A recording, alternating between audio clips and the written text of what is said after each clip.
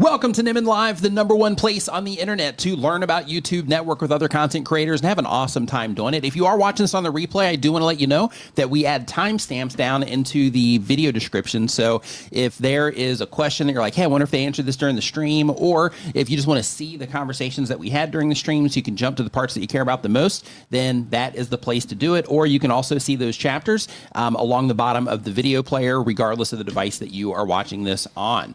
So make sure that you check that out, or you can just sit back and relax and learn a bunch of stuff about YouTube, because we talk about all types of different things during this stream, and some of those things are not even about YouTube. So we're excited to answer your questions today from myself and my brother from the same mother, Dee. Dee, how's it going? How you doing? Just want everybody to know it's my job to make sure we talk about other things. The other that things. Are not the other things. Right, the other stuff. That's what I'm doing here. Yeah. I'm the other stuff, the other guy. Yep. If you were. Hope you had a great week. Yep. Hope you had a fantastic week. Yeah. Yeah. Hope you're hitting all your milestones. Hope you are doing well, getting all those numbers, making the money, growing your channel, growing your business. Yep. Hope it's been a great week for you. Yep. And just a heads up, too, just for a FTC required disclosure, I do want to let you know that even though they're not specifically sponsoring this live stream, Opus Clip does sponsor this channel. Therefore, I'm putting this on here to give them a little bit of extra love, so to speak. So I just needed to get that disclaimer out there just so that you know, right, as you're coming into the stream. FTC. Yep. Yep. FTC, I think is what that is. What a weird thing we have to do. It is. It is. Absolutely. Yep. David Matney, what's going on? Hope that you're doing fantastic. Welcome to the stream today. Beanie Draws, what's going on? Hope that you are doing great. Cathay Fit, what is going on? Hope that you're doing awesome as well. Doug Hoosen, Shark Scrapper, SMA Sky, Teacher Kelly Tag, Wiggle, Chantel Hills, everybody else. Hope that you are fantastic and that you've had a great week.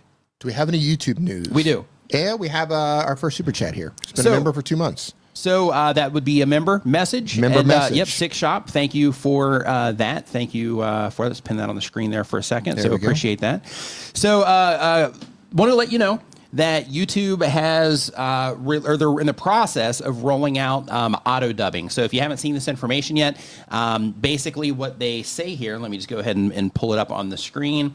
So what they have here is they say that creators, if you are, and this is on the Team YouTube Twitter account or X account. So if you are on X for any reason, if you like it or not, but you still go there, you should make sure that you do follow Team YouTube on Twitter. But they say that creators, if you're in the YouTube Partner Program, you now have early access to auto dubbing to translate your videos into multiple languages. On your computer, go to Channel Settings in Studio, Upload Defaults, Advanced Settings, Automatic Dubbing, and Enable. So here's the thing. You have to be in the YouTube Partner Program for this. And if you don't currently see it, it's important to know that they are rolling this out. So Dee has it on his channel. I do not have it on my channel yet. But in order to get to this, all you do is when you log into your Creator Studio, down on the bottom left-hand side of the screen, you're going to see the little gear icon. Click on that. And then you go into your upload defaults. And then you go into the advanced tab. And then when you're scrolling down that, about halfway down, you're going to see the auto dubbing section. You're going to click enable there. And then once you click enable, it's going to give you a few additional options. One of them is to manually approve them before they go out. One of the things you might want to consider there is making sure that you do enable that so you can at least see what it's doing at the beginning before you actually, activate them. But you should know that this feature is rolling out. In terms of information on this, they say that automatic dubbing generates translated audio tracks in different languages to make your videos more accessible to viewers around the world. Videos with these audio tracks are marked as auto-dubbed in the video description, so then that way, your viewers will know. They say that viewers can always switch to the original audio track or to another available language in the video settings. Automatic dubbing isn't yet available for all creators. That's probably why I don't have it. And says, and you can only manage it in YouTube Studio on your computer. So once again, mobile creators get the shaft. There you go. But they say that this feature is turned on by default. When you upload a new video, dubs will be on automatically. Or the dubs will automatically be generated, and these dubs will be published automatically for non-experimental languages. And then they say, as we continue to expand support for additional languages, you can get early access to languages considered experimental. Automatic dubbing is available for videos in the following languages to be dubbed into English, and for videos in English to be dubbed into the following languages: French, German, Hindi, Indonesian, Italian, Japanese, Portuguese, and Spanish. And then right here, they talk about how to turn the dubbing on and off. So if you are watching this on your mobile device, feel free to screenshot this real quick if you need to. I can actually, let me see here. How do I actually zoom this in? I think I can do it right here. There we go. So here's a screenshot if you want to take it real quick for turning it on your channel, just so you know the step-by-steps if you just want to screen cap that real quick or take a photo with your phone. And then I'll give you a 3, 2, 1 for that. And then we're going to scroll down here, and this is, or sorry, scroll up here, and this is for turning it off if you do not want to participate in that particular thing. And I'll just leave this up here for a second as well, so you can take a screenshot if you want. So just as a reminder, or just so you know, if this is your first time here, we are answering YouTube questions. So if you have a question about anything it is that you're doing on YouTube, there's a form down in the description where you can put your questions, and we do answer those in the order that they come in. So if you do have any questions about anything you're trying to do on YouTube, make sure that you do put them down in that form, and then we will get your question answered on the stream today. All right, so that's the news. Oh, there you go. That's big news, though. Yeah, it is. That is a huge step forward. It is. Yeah, I'm curious to see how all of that, how it all plays out in terms of, is it going to help people do better, right? Like it's going to help us, get into, bigger markets and things like that. But how are people going to respond to the content there? I think, from a viewer standpoint, I think that it's going to be interesting to see, like, as people get more accustomed to it, if they will start, if it'll start being normal to watch more videos that are dubbed. And it's putting a voice on top of you. So basically it's replacing your voice. Right. So what I'm wondering is, let's just say Japanese, for example. Do they just have, say, 4 Japanese voices that everyone's going to get the same? That's a good question. Right? I'm not sure. Yeah. Like, let's just say there's 1 million creators. Are they going to be divvied up between like 4 Japanese voices? Yeah, possibly. Right. So you always hear that like one person, right? Or one of those 4 people. Right. Like, I know that's the Japanese. Oh yeah, that's them. Then you can start naming them and having some fun that way. Yeah, yeah. That's the thing. So we're in Thailand, for those of you who don't know, and when it comes to Thai overdubbed movies and television here, there's literally like 2 guys that do the male overdubs. And one of them, you can hear he's as soon as as soon as he opens his mouth, you're like, there he is again. Yeah. Chipmaklu. Yeah. He has such a unique voice. He does. You can be driving your motorbike past like a storefront playing a you're like that's the guy. That's the guy. Yeah. He has a TikTok account, right? Really? Yeah, he has a TikTok account. Yep. Yeah. So I'm just wondering if they're sharing the voices, or if if AI is kind of giving everybody a little tweak. Yeah, not sure. We're gonna find out. We're gonna find out real quick. Yeah, real quick. Yeah, Monique says we have 1 guy here in Poland, right? Nice. So all of the overdubs for every character that guy does. Nice, love it. Yeah, we'll see. Yeah, we will see. All Absolutely. Right. And hey, just as a quick thing also, just because we did mention them earlier, but I just didn't say what it is that they did.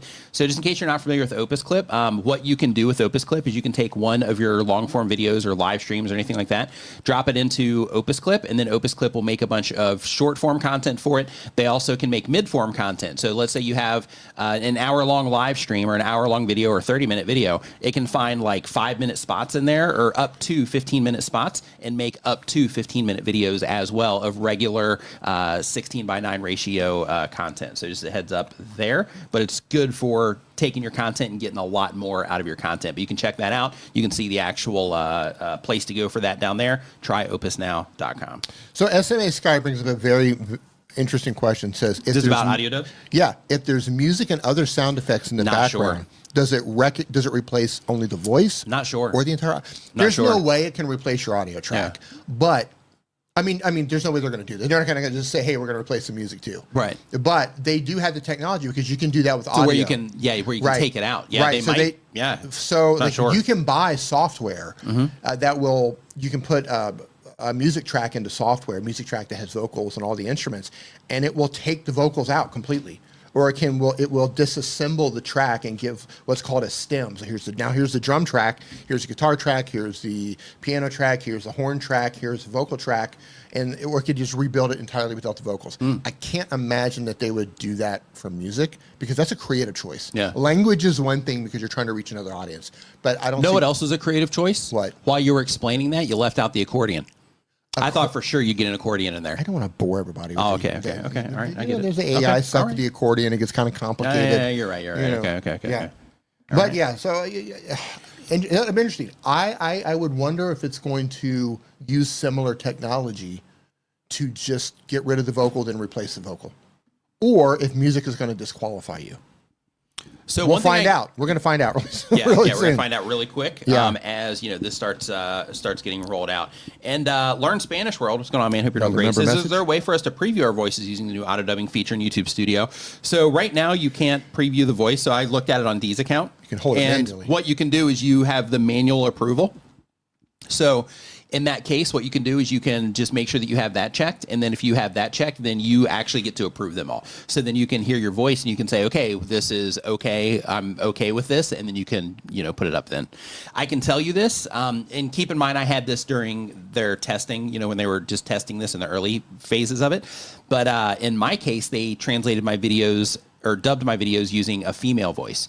So imagine coming into a video, seeing my bald head and beard, and then hearing a female voice with that. Hearing Susan. Right. So, I got a couple of comments, not many, but I got a couple of comments, on that, and that's what brought it to my attention. You sound rather feminine today. Yeah, right. Nick? Right. Yeah. So, just make sure that you do kind of listen to it from time to time to make sure at the very least that part is lined up. And if it's not, that's where you might want to reach out to Team YouTube on Twitter or to creator support inside of your creator studio to make sure that you can get that, sorted in the event it is, misgendering you, I guess is what that would be. And we're starting right now. Yeah, right. I'm gonna call you. Here we go. We're starting right now, guys. I'm gonna call you YouTube Karen. Yeah, that's good. That's good. That's good.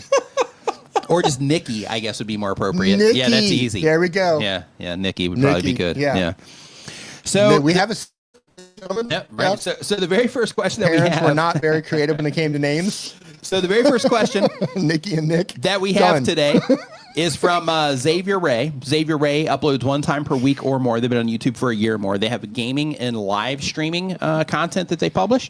The goal is to quit their job and be a full-time YouTuber. And the question is, I live stream my gaming content on here and other platforms like Twitch and TikTok. My main platform was Twitch for a while, but I recently came back to YouTube and I'm loving the responses that I'm getting here. What is the best way to grow a community on YouTube? I like playing games, but I don't want to be pigeonholed into one game, and no one will like it when I switch to a different game. So here's so when it comes to growing a community on YouTube, the very first thing obviously is, making good content that people will enjoy and want to keep coming back for. Number 2 is when it comes to growing a community on YouTube and not being stuck playing one game. One thing to just think about, hey Monique, what's going on? One thing to think about when it comes to YouTube is you need bait. So you might be amazing. You might be an awesome gamer. You might be, interesting to listen to. You might be entertaining if somebody watches your content. But you're going to need something to get people coming in and watching your videos. And in your case, from the outside, initially, while you're trying to get the ball rolling, that's going to be the actual games that you play. Because people know those games, they don't know you. So therefore, they're going to come into your channel for the games, not necessarily you yet. So that beginning phase is when it's advantageous to double down on a game. And the reason for that is because if you double down on a game initially, then you have given people reason to keep coming back to your channel who are interested in that particular game. So let's say, for example, that you have let's say you're doing like Fortnite is one of the games that you play. And if you didn't focus on one game, you have Fortnite that you play over here, and you have people that come in and they watch those because they love watching people play Fortnite. And then you have GTA over here, and you have people that come in and they watch those videos because they love GTA. Well, the problem happens there on YouTube from an algorithm standpoint. I mean, their system's gonna most likely show it to the right people anyway. But when you have really engaged viewers, which are the people that become your community, then what's going to happen is it's going to say, hey, these people are watching like every Fortnite video. They're watching them all the way to the end. They're hanging out in the live streams about Fortnite. They're liking the videos. They're leaving comments on these Fortnite videos. So let's show them some other videos from the channel too. Experimentally, let's show them some of these GTA videos, and they don't respond well to those. Or if you publish a new GTA video or live stream, they don't respond well to those. And that type of thing is where going with a bunch of different games at the beginning can work against you. So in order to build a community, you need to be engaging with people on a regular basis, right? So that when you've been introduced to them, that they keep coming back to you for content, and then they get to know you that way. That's how people become a part of your community. So because of that, when you are getting started, it can be advantageous to focus on one game. Then once you get a decent amount of regular viewers and all of that happening, and you get some good activity on the channel and you start picking up some momentum, that's where you start dipping your toes in the water with playing other games. And when you do that, you can do it strategically by asking. hey, you can use your community feed and you can say, you guys come and you watch all these, Fortnite videos that I'm putting out. But I also am going to start playing some additional games as well. Out of these 3 games, and pick 3 games that you just would love to play for your viewers, and say out of these 3 games, which one would you, like to see me play more? And then you're going to get your poll results from that because, again, you've built that active community because you've already got momentum. You've already got people coming back to the channel, so you're getting some, views and all that. So there, you use that information to start figuring out, and you can do those on a regular basis over time before you actually start making the content on the additional games. But basically, you do that over time, and you can start saying, every time I make this post, people are saying they want more GTA. Every time I make this post, they say GTA, GTA, GTA. Then in that particular case, you can say, well, this is what they want, so let me experiment by making a video or a live stream about GTA. And then when you do that, you don't just look at the views on that. You also go in and you look at the returning viewers on that content. And then that's going to tell you, hey, am I getting good crossover from people that are already engaged in what it is that I'm doing? And you can find that information inside of your YouTube analytics. So that's the approach that you want to take when it comes to that here on YouTube, because then that way you're using the bait to get people in and to keep them engaged in what it is that you're doing so they can get to know you, right? That's the whole play there. Yep. And then from there, the people that do like how you do things, then you're like, hey, you love how I do this. I'm going to start offering some of this too. Let's figure out what it is that you guys are also interested in. And then you kind of move together, as a group, so to speak. Well, any additional thoughts on that, D? No, I think you nailed it. All right. That was a very long and detailed answer. Okay. I tend to back off from the gaming stuff. Yeah. Because I'm not a gamer. Yeah. I'm a gamer. Yeah, I know you are. Yeah. That's why it's like, I'm not a gamer. So Tube Spanner in the house dropping the super chat. Thank you. Says, thanks for the tips about audio and dubbing. It's sound advice. Boom. Hey, that was a pretty good one. Sad trombone. Yeah, that was, I don't know. That one's okay. I was going to sad trombone. Not only is it okay, but it's like current and like up to speed on like the conversation that we were having just a couple of minutes ago. So it's like even like relevant in the moment. So yeah, I think that's good. I think there's extra points for that. How about golf claps? Yeah. Okay. Okay, golf claps it is. That was a fantastic. iPhone Chris, thanks for the super chat, man. Appreciate it. Fantastic pun by Tube Spanner. All right. Next up. Thanks, Chris. Hope you're doing well, buddy. We've got Home Rapid Repair. Has been on YouTube for 1 year or more. He does home rapid or home repair videos. Rapidly. Does There's home your channel rapid pivot. right? Just just like speed running your repair project as fast as you can do it. The main goal of the channel is to teach others. And the question is, Nick, as I'm closing in on 20,000 subs, congratulations. I thank you for being there every step of the way from the very start. I noticed seasonal topics for me still take a few months to take off with views and impressions. So I'm starting to think that I need to upload my videos well before a certain season. Thoughts? Yeah, I mean, if people are going to, like because you make DIY content and because you are a DIYer around your place, right? What I would start thinking about is, okay, when do I start thinking about these things? When do I start thinking like, oh, hey, it's going to be winter soon. So because of that, I need to start prepping the house for winter. In that particular case, like that's where you want to start thinking like, okay, let's start making some content about this because it's likely that other people are thinking about those things too. Other things that you can do to quantify this with real information is you can go to Google Trends and just start typing in information historically, stretch it out over like a 5-year period, and then start typing in information about things that you want to make videos about related to DIY home related topics, and start looking for continued spikes, right? And then when you see that, if you're like, every year around this particular time, this is when people start being interested in this, then you start publishing videos right before that time or right at that time, so that as the interest is starting to ramp up, that you've got content right there waiting for it. That's more. Publishing before is more if you're going after search. Publishing as it's happening or right as it starts to happen is more about recommendations. Next up. And by the way, if you are just joining us, we're talking about everything related to YouTube. So if you have a question about anything that you're trying to do when it comes to YouTube, there's a form down in the description where you can put your questions, and we will get them answered on the stream. If you are watching this from Twitter or from LinkedIn, you can go, or even here on YouTube, you can go to nickniman.com/ask, and it will redirect you to that same exact form. Yeah, it is first come, first serve. Yes. So hurry up and go down there and get your in questions. there. Get in there. We usually answer most of the questions. Mm-hmm. Yep. So sometimes we get through them all. Sometimes we get through them all. Yeah, like last week, actually, we got through all of them last week. We slid in like at the very end right there, closed them out, and then then we're good. And you're still calling it Twitter. Yeah. It's fine. If you go to twitter.com, it still redirects you right to X. There you go. So, yeah. Take that, Elon. Yep. Blind Bard is our next question. Uploads 1 time per week or more. Been on YouTube for less than 6 months. Does entertainment content. The question is, I got my first trolls. We hid their comments, but does this affect the video's performance? And if we created a word list, would people know if they triggered it? I'm concerned that if comments are held for review, people will troll harder. So there's a very few select amount of people that will leave a comment, and then they will go and they will look and see if that on another account and see if that comment is publicly visible.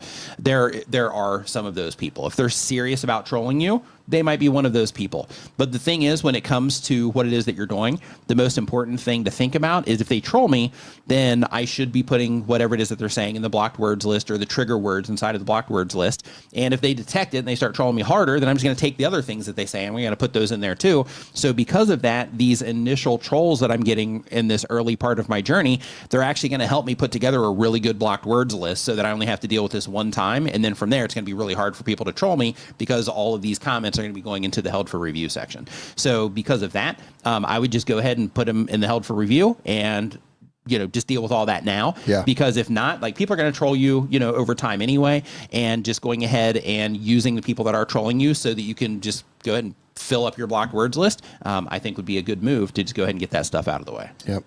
They're going to come. Yeah, they're coming. They're coming no matter what. They are coming. And just in case you don't know, just as a heads up for anybody here that doesn't know about the blocked words list on YouTube. So what that is, just in case you haven't heard that before, is inside of every YouTube channel, you have a place in your settings where you can put words.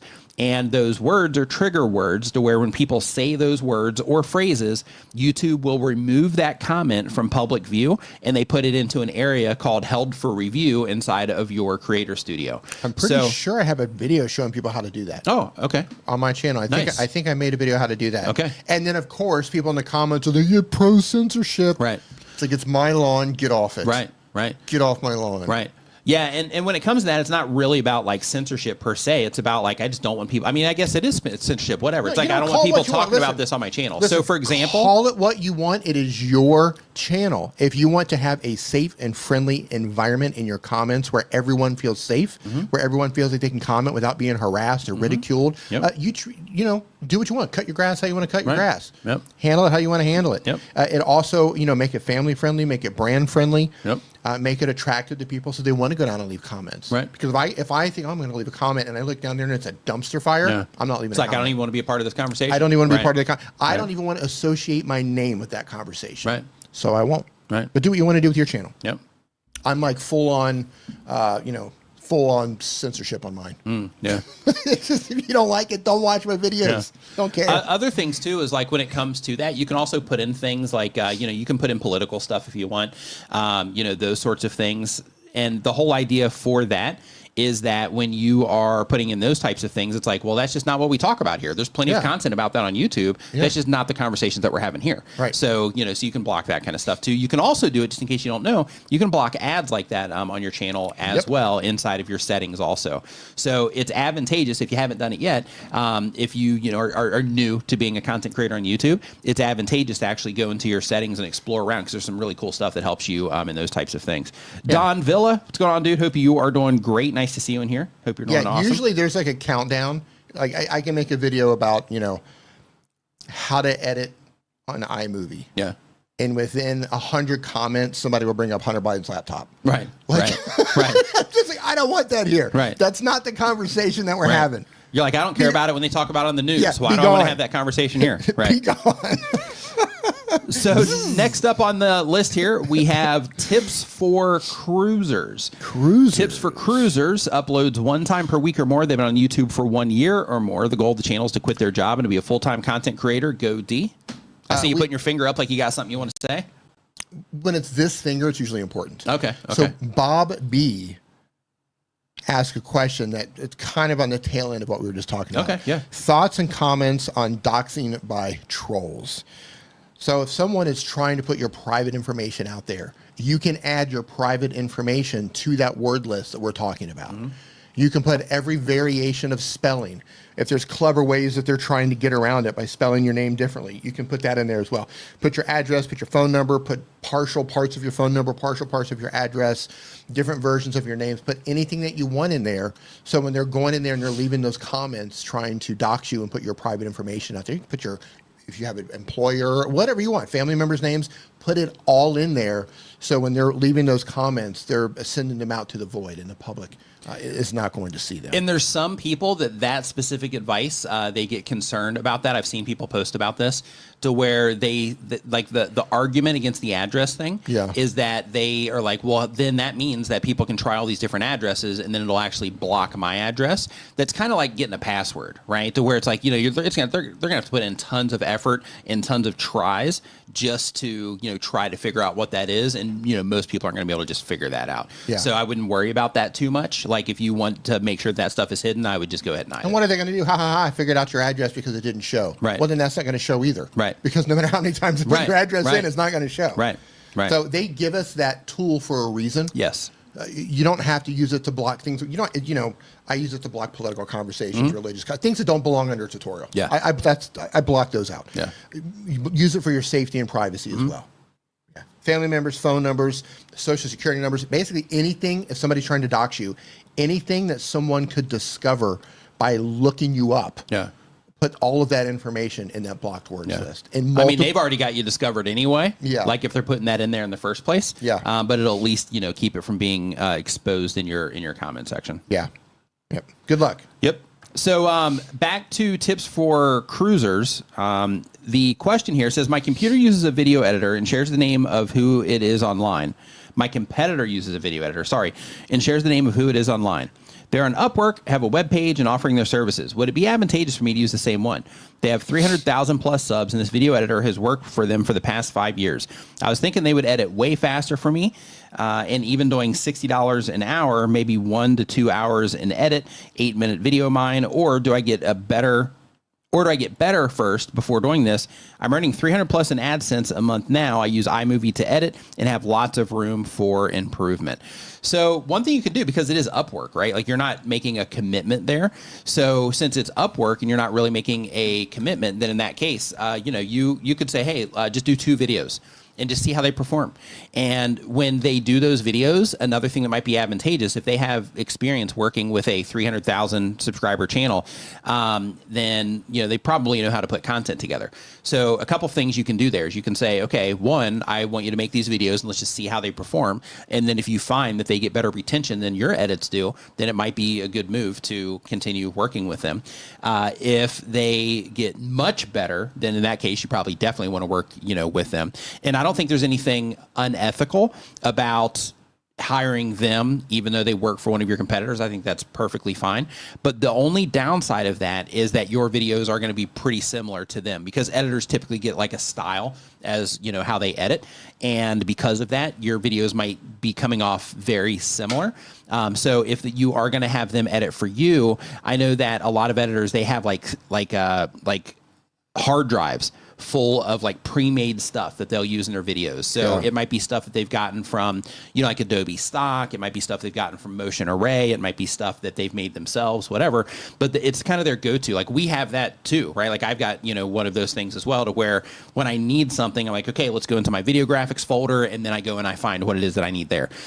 So because of that, you might also get some crossover things there as well, in terms of maybe the B-roll they're using or the graphics they're using or something like that. So try to be explicitly clear that, I want the same editing style, but we need to make sure that we have this stuff branded towards me and that we're using unique stuff for me, because we can't have the same stuff in my videos that are in their videos, right? But yeah, I think that would be advantageous for you, because 1, you'd be able to see if they get better retention than you, which would help you know, like, hey, this is what I need to do to my edits in order to get better retention on them. And then 2, if they do get much better video performance, then you can focus on making the content, because your videos, are getting a better response. And then there you can focus on making content and doing some of the other stuff, like learning how to make thumbnails and, coming up with better topics and, spending your time on those skills since you have the editing covered, for now. So yeah, I think it would be advantageous, even at a small sample size, saying, hey, let's just do 2 videos, see how they turn out, or 5 videos, whatever the thing is, see how they turn out. And then from there, make the call. What are your thoughts on that, Dee? I wasn't listening. So basically, they have a competitor, and that competitor publicly shares who edits their videos. That person, the editor publicly shared that they edit their videos. No. So there's a 300,000 subscriber channel that's their competitor, right? And they publicly share who edits their videos, and they share that person's account that's on Upwork. Okay. So that person on Upwork is still offering services. He wants to poach them, and he doesn't want to take them away from them. He just wants to also hire them. Okay. So basically, what they're trying to figure out is, do you think that's a good idea or not? If you weren't listening, you might say a lot of the same stuff that I said. But if you have any just kind of ideas around that, if you think that that's, okay. I don't see a problem with it. I can see your comment, Timmy, tech support. I don't see a problem with it. The only, and you probably said this, the only thing I would be concerned about is that you end up looking the same as your competitor. Yeah. If you have the same editor making the same style of content, and I don't know if you're doing talking head content. I don't know what it's about, but you do run the risk of looking like it's all coming from the same channel to a degree. Yeah. That may play in your favor, or it could work against you. But if you're trying to stand out and look a little bit unique, that's something that an editor might be able to do. Mm-hmm. So maybe if you're interested in hiring him, hire him or her on a limited. Let me test it out for 10 videos and see how it goes. Yep. And let them know that you don't want to look like them. Like, hey, you're a great editor, love what you do, but I do want to come up with my own unique style. Yeah. So that's how I would approach that. I agree. Yep. Good call, D. Yep. There you go. Good call, man. Yep. All right. So next up on the list here, we've got Build and Fix with Mooney. What's going on, dude? Hope you're doing great. Uploads 1 time per week or more. Been making videos for 1 year or more. Does DIY content. The goal of the channel is to teach others. And the question is, in my next video, I'll be using a song written by an independent artist to represent the build. My question is, I see people using artist names in their title, but I don't think I need the artist name in my title because I will have a link in the description. Thoughts, please. Do not put the artist name in your title. Right. So a couple things to just kind of warn you about here is, one, it's an independent artist. They're saying that you can use their music, but make sure that you get a license to that. And the reason for that is because if they end up selling that song, or if they end up getting a deal of some kind and they sell it that way or whatever, then that company might have that song registered with YouTube's copyright ID system or content ID system, and then they might, flag you there. So make sure that you do get the rights to use it. Okay, so you have the license. Next, in terms of the artist name, don't do that, especially if it's an independent artist. And the reason for that is because it's not relevant to anybody from the outside. So if it was, like a huge, even if it was a gigantic star, it's still for your content, how to, and I'm just going to use this as an example, how to, reshingle your roof, music by whatever the artist name is. Like, nobody cares, about that. So instead, I would just focus it on what the video content is about and try to make it compelling. You don't need to add the artist information in there. In terms of the title, you can absolutely put a link in the description, but don't add it to your title. It doesn't add any value to the viewer that's deciding on what video to watch. Yeah, I was just going to say, the only time I would ever put an artist name in the title is if there's someone known. Right. They have a built-in. And if it's like an interview, and that's pretty much it. Right. Or if you're talking about them. Right. Right. Yeah. Talking about them, it's someone that's known, and you're trying to, it's the equivalent of putting someone famous in your thumbnail. Right. Right. You're working on that brand recognition to try to pull their fans into your video. Yeah. So if they're relatively unknown at scale, it's not going to help you to put their name in your title. Right. If you haven't yet, make sure you give this video a thumbs up. So next up, we've got Xavier Ray. Again, normally, we skip these, but I'm going to answer this one real quick, too. Says, love what you guys do. Good to see Dee is back. Get a little love there. Dee. Yeah, thank you. Says, thought I'd sneak in another question. What are the best practices for ending a live stream? Should I fix my description to let viewers and YouTube know that this stream is now a video on demand? So you can do that sort of thing. It all depends on what your strategy is for your live stream. So if you are doing kind of what we do here, to where it's like, hey, we hop in here, we answer questions, and we do that to, add that particular type of value to it. And we know that people are going to listen to it on the live stream, but we're not necessarily using this as something that we're trying to grow the channel with. Then in that case, once the stream's done, we pretty much add timestamps to it, and then that's pretty much it. But if outside of repurposing the content using Opus Clip, but when it comes to letting people know that it's a VOD, like they're going to know when they come in there that it's not live anymore. They're also going to, like, YouTube's going to know that it's not live anymore, so you don't need to let them know in any way. So because of that, what I would do instead of those things is I would start thinking, when I am live streaming, how can I make sure that the experience that somebody's going to get on the replay when it is a VOD is as good as possible? And then from there, that's where you can start, trying to design your stream in a way, if you're using it to grow the channel, to where you can start designing it in a way to where, you're pausing at the right times so that you can cut things in YouTube's built-in editor or cut the stream in YouTube's built-in editor and stuff like that, so that when they come in to the stream, you're starting at a place that makes more sense for the actual content, versus that, hey, we're getting ready for the stream part that, happens usually in the beginning of live streams. So then that way it just gives you the opportunity to start thinking about how you're doing the live stream in a different way, so that you can make sure that it is appropriate for while you're live, and that the VOD viewers can also get good value out of it. And it feels, even though they'll know it's live, it'll feel a little bit more like a video experience that way. That's where you would also, update your thumbnail if you need to, update your title, if you need to, just to make it more, compelling. For example, some people will put like a little icon and then it'll say like, live now and stuff like that. So if you do any of those types of things, that's where you'd go in and remove those types of things, so that you can make it feel more like a VOD. And Teacher Kelly Tag says, I always edit my live streams later. Yeah. It's a good move. Yeah, it's a good move. Like if you're using your live streams to grow your channel, editing them later is a really good move. It's easy to just go live and just hang out with your community and answer questions. But if you really want to milk the content, you really want to get a lot of use out of it, you need to like really think it through. I want to structure this out. The first X amount of time, maybe it's 20 minutes or 15 minutes or maybe 10 minutes, however long it's going to be, hanging out with the community, welcoming people to the chat, answering questions. It's loose, maybe it's unorganized. Then you can pause, let everybody know, okay, now I'm going to record. I'm going to do a section now that seems more, it's going to be less interaction with the audience. Yeah. And you can stop it, let them know, and then you just go and then do your intro, like you're going to do your intro in the video, and then just go into it. When you're done in that, go back into whatever it is you're going to do with your live stream. You can come back into the YouTube and you can edit that out. Yep. Edit the beginning, edit the end. You are going to lose the replay, the replay, the live chat that's going on. Mm-hmm. But if you're trying to turn that into a video, that's, you serve the purpose by going live, and now you're going to serve the purpose by turning that live into a video. Yep. It works. Hey, Scrap Palette Man, how you doing? Scrap Palette Man, congratulations on 100 million views. Love that. Love it, love it, love it, love it. I just saw somebody say... If I was at home, I'd drop the clapping song for you right now, but we don't have that here. Cody's Outdoor Video says, today it has been 8 years since I uploaded my first YouTube video. Nice. Way to go, congratulations on the 8 years. Way to stick it out. And really quick, Chilling with Tracy says, can you find that on your phone, or does it have to be a computer? If you're talking about the auto dubbing that we were talking about before, then in that case, it needs to be on a computer. Yeah. Yeah, YouTube is really good about rolling out features, but they're also really good about making sure that mobile content creators don't have access to those features when they roll out. Isn't that just infuriating? Yeah, it really is. Like, I mean, I'm not a mobile-first content creator, so because of that, like, it doesn't impact me personally, but I just think that it's...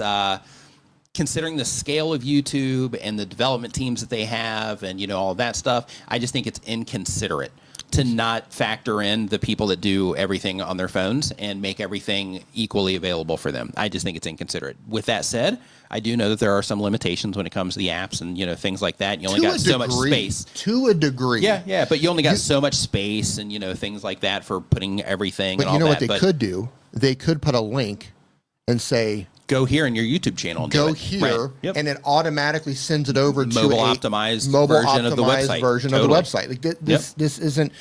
I'm curious. Type in yes if you do everything on your phone. I know Catherine just said she's a mobile creator. Yep.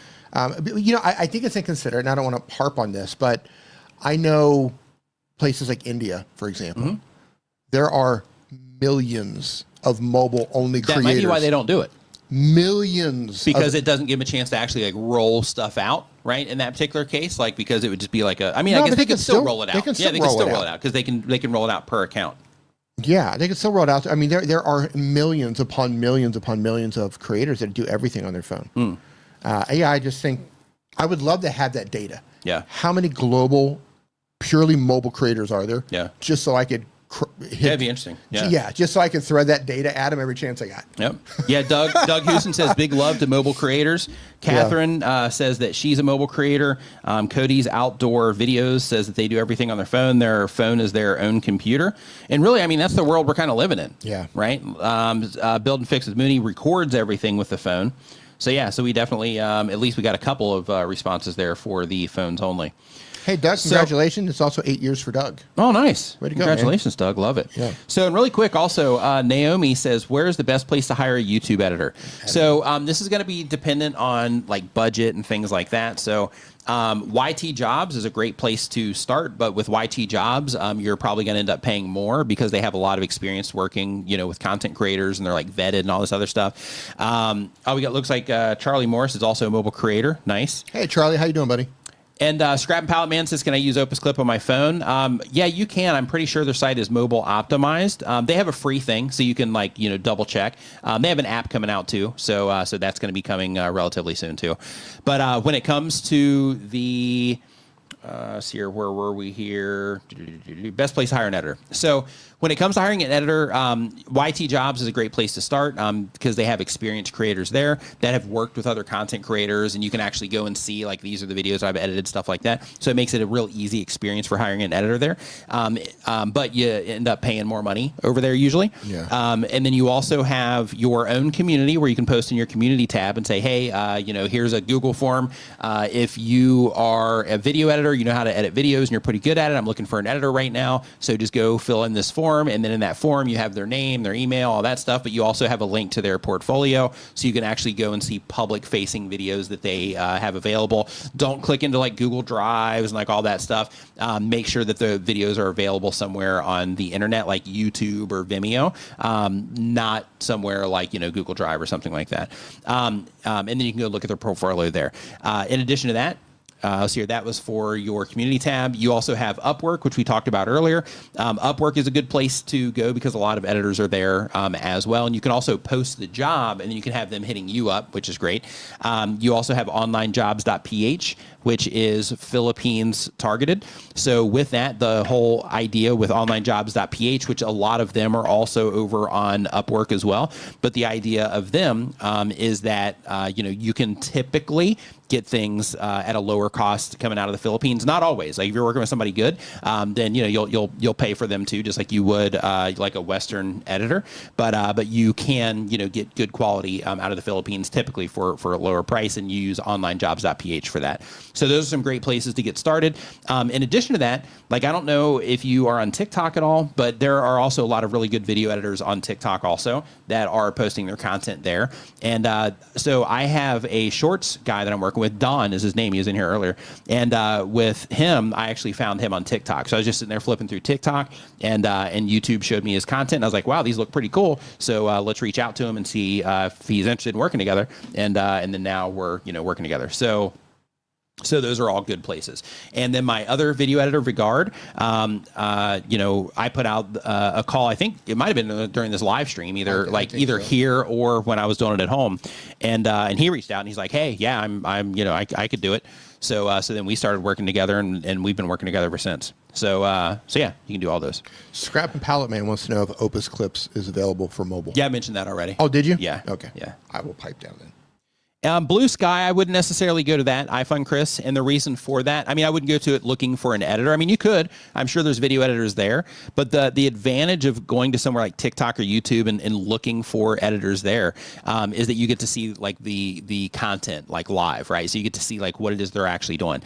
And when I saw Don's stuff, like he was showing previews of stuff that he was doing for clients, but he's also a content creator. So one thing that I also try to do when the opportunity allows is if I work with anybody for anything, when it comes to, my YouTube stuff, I try to also make sure that I'm working with content creators, because content creators typically get it because they are, doing the thing. So they understand what's involved versus somebody that can just edit videos and then they just, edit videos for the sake of editing videos for the job.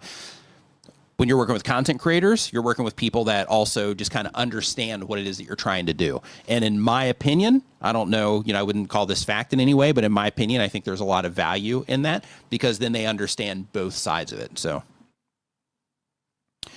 let's see here. And really quick, and we're going to hop back into the forum here in just a second, so make sure you put your questions in there.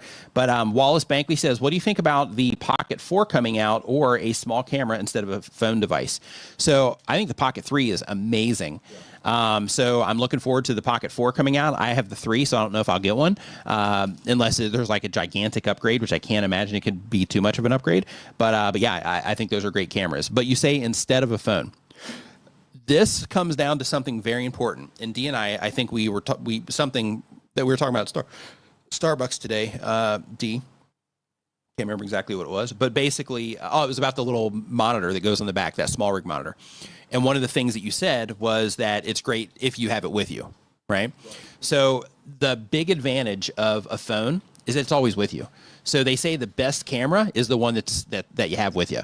And the idea is that if you have a Pocket, unless you're rolling with it all the time, and you're like, hey, I'm going out specifically to shoot videos, then in that case, you're going to take it. But if you're out and you're like, man, here's an opportunity to make like a really cool video, but it's at home, then in that case, it's not really going to do much for you. But if you have a good high quality phone that has, a good camera in it, then in that case, it's always going to be with you. And then you can keep like a little microphone for it in the car or something like that. And then you're ready to go at pretty much any time. So, advantages to both, right? Because like, for example, if you set your phone down, you can't track yourself on your phone like you can with the Osmo. So, there is value in that. You can also use your phone as a webcam and that kind of stuff. But there's definitely, advantages to both when it comes to using just your phone.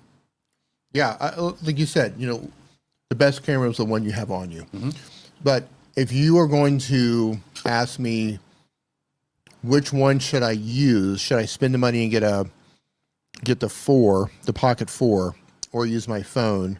And I don't shoot anything spontaneously. Everything's scheduled, everything's planned. I put a lot of time and effort into it and into the planning. That's tough to say. What are you shooting? How are you shooting it? Are you shooting action sports? Are you shooting talking head content? I think there are a lot of variables there. And if you have a newer phone, like I have the new, it's not new anymore, but the iPhone 16, it's incredible. And I know the new Samsungs are incredible too. Mm-hmm. The cameras on the phones these days are absolutely incredible. It doesn't. Yeah, it looks like they're not shooting anything yet. I just went and looked at their channel, and it looks like they just have some playlists on here. Yeah, like so it would really come down to this: what are you shooting, and how new is your phone? Yeah. What type of optics, what type of cameras do you have in your phone? Your phone might be able to do everything that you want it to do, depending on what you're going to shoot and how new it is. Yeah. Or you might need to get something new. It depends. Right. Yeah, another thing too, Wallace. So I'm not sure if you have another channel where you're publishing content, or if if the camera thing is one of those things where it's like, hey, once I get this camera, then I'll start making content. I recommend that if you are kind of waiting for the camera before you start making content, that you just go ahead and start using your phone so you can just get in motion. And the reason for that is because there's a lot of moving parts when it comes to this stuff, and you got to learn how to do it all. So because of that, if you are waiting for the camera, I would just stop waiting, get it whenever you want. But if that is the thing that is like, hey, I'm not making content yet because I feel like I need to get this camera, but once I get this camera, I'll start making content. Yeah, don't rely on that. Just start making content now with what it is that you have, so you can get in motion, so you can learn all the stuff while you're getting around to getting the camera. Yeah, I co-sign that. Get started with what you have. For everybody here, just out of curiosity, what camera do you use to make your content? Do you record with your phone? Do you use a DSLR? Do you use, because I see Chilling with Tracy just got a GoPro 4K. Are you using a Pocket 3? What do you use? Just go ahead and put it in the chat right now. I'm curious to see. So we got phone, Canon SL3 as a webcam, Logitech C920. For Beanie, we got a Logitech Stream Cam. Oh, interesting. Nice. An Elgato iPhone 14 Pro, ZVE10. Love my ZVE10. That's what I'm doing my short content with. A7S III, love it. And you got the ZVE1 too for your new channel. Yeah, a lot of different stuff here. Canon M50, nice. I used one of those for a webcam for a really long time. Brio 4K. Yeah, it's good. DSLR, GoPro 11, good variety here. It's like a little bit of everything. Yeah. Phone in a Pocket 3, DJI Osmo Action 4, a webcam and a Logitech. Trying to learn it, says Sony EV10 when I do show up in my videos. Nice. Yeah, a lot of. So we got to represent the ZVE10 quite a bit in here actually. Yeah. Nice. 2 GoPros for Scrap and Palette Man. Yeah, fantastic. All right. That's so I didn't expect such a wide. Yeah. Truth be told, I thought they were all going to be using, Logitech C920s. I expected that's what D thinks everybody. Logitech right? C920, Logitech C920, Logitech C920, the Brio HD, Logitech C920. I was expecting like red. The red cameras, by the way, they're like thousands and thousands and thousands of dollars. Yeah, I was just joking. Okay, so next up we got Eugene JB. Beanie says I feel called out. Yeah, you kind of were. Beanie, yeah, I was calling you out directly. Yeah. Beanie, I thought you were using your phone, or I don't remember you using a C920, but good for you. Yep. So let's see here. So Eugene JB, they upload 1 time per week or more, been on YouTube for less than 6 months. They have a calisthenics and fitness channel. The goal of the channel is to make money. The question is, what would you do to grow if you had a calisthenics and fitness channel? Would you post more workouts, live stream, shorts, write better titles, thumbnails, etc.? So yes is the answer to that question. So if I was trying to grow one of those channels, I would do all of those things. So when it comes to YouTube, like, and it's important to do what it is that you're asking. So what you're asking is like what should I focus on, right? It's important to take that approach so that you can make sure that you are developing things as you go. So for example, a lot of people aren't ready to live stream yet when they first start making content. So because of that, they should just focus on, making whatever content it is that they are comfortable with so they can just get in motion and learn how to do it. However, as a part of that process, like, no matter what, you got to learn how to write better titles. No matter what, you got to learn how to make thumbnails. No matter what, you have to, if you want your channel to do well, no matter what, you have to learn how to make videos that people respond to in a positive way. So those things are just by default things that no matter what, you have to do, right? You got to learn how to do all of the things when it comes to just the general best practices of YouTube. And then from there, when it comes to the content type, if I was just trying to grow it casually, then in that case, I would make a lot of search-focused content while also dipping my hand in, or dipping my toes in trying to learn how to get a response to the recommendation system. But I would be heavily weighted towards like an 80-20 type of move, heavily weighted towards search-based content so that I have a better chance of showing up there when people are actively looking for things, so that way it doesn't necessarily like keep you on the grind. And that's if you're trying to casually grow the channel. If you're trying to be aggressive and trying to make things happen as fast as possible and trying to like really turn it into like a money making thing, then in that particular case, you should be doing all of the things. You should post your workouts and see if people respond well to them. And as long as they do, then, keep posting them. If they don't, try to figure out why they don't before you completely abandon that idea. I would be live streaming so that I could connect with the people that are watching my videos. As long as you have people that are coming in on a regular basis, you should be making shorts so that you can introduce yourself to people that are consuming that type of content in that moment, so that you just have that touch point there. You have the touch point for the long form. You have the touch point for the live streams. That way you're offering everything for the people that you're trying to reach, and each one of those things will put you in front of people, and you'll be put in front of them in the place that they care about consuming the content, right? So because of that, I would do all of the things. And I know that, time's limited and all that stuff, but the question is like, what would you do if you're trying to grow it? If I was aggressively trying to grow it, yeah, I would do all the things while also learning how to do everything better. All the things. Yep. And you have to like from a best practices standpoint, if you want your channel to do well over time, like you have to do everything. Like you got to learn how to do all of the things, write good titles, make good content, edit your video. Like you got to learn how to do it all. So trying to learn bikes, They upload 1 time per week or more, been on YouTube for 1 year or more. They do motorcycle maintenance content, all the channels to teach others.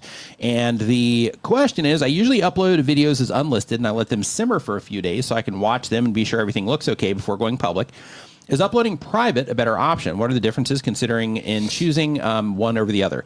Just uploading as unlisted is perfectly fine. So when you upload as unlisted, you can get everything ready for the video. You can even like share that video with people in a more easy way because you can just grab the link instead of having to like assign an email to them at the time of upload and things like that. So yeah, just upload it as an unlisted video. Just make sure you don't add it to a playlist yet. Because say that. Yeah, if you add it to a playlist, it can show up in there. So because of that, just make sure that you do upload it as unlisted.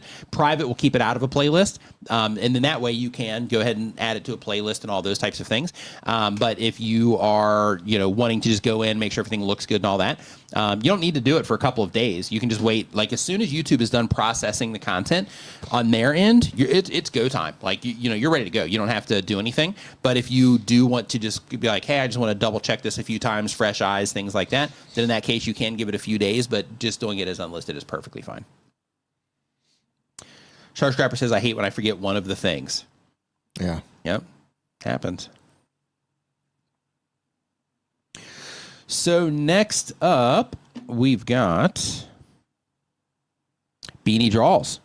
Beanie Draws, he has been making videos for a year or more. The goal of his channel is to have fun. And the question is, so you probably won't know because the auto dubbing is new, but my channel is very broad, has a very broad international audience, with Hindi and Spanish being my main audiences. I love getting comments in the broad audience, but there's no translation for the other languages I get comments in.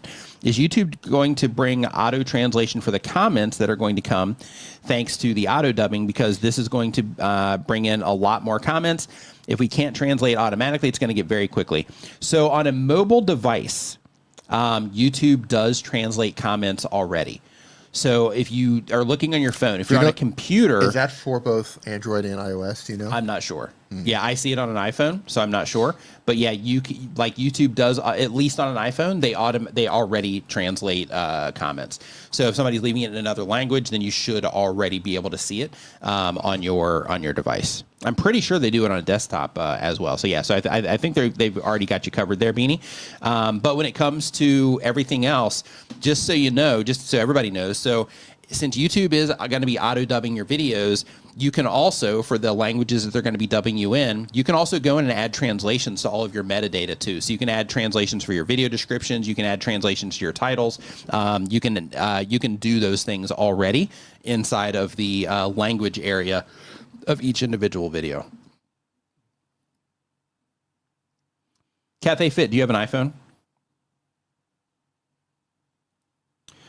Let's see here. So next up, we have Exponential Indie Games. They upload 1 time per week or more. The type of channel is showcasing and reviewing indie games. And the question is, I want to work on improving my audio more. Your audio always sounds top notch. Thank you. Says, any tips or guides you have used that you can share perhaps, like for instance, eliminating stuff like breath sounds.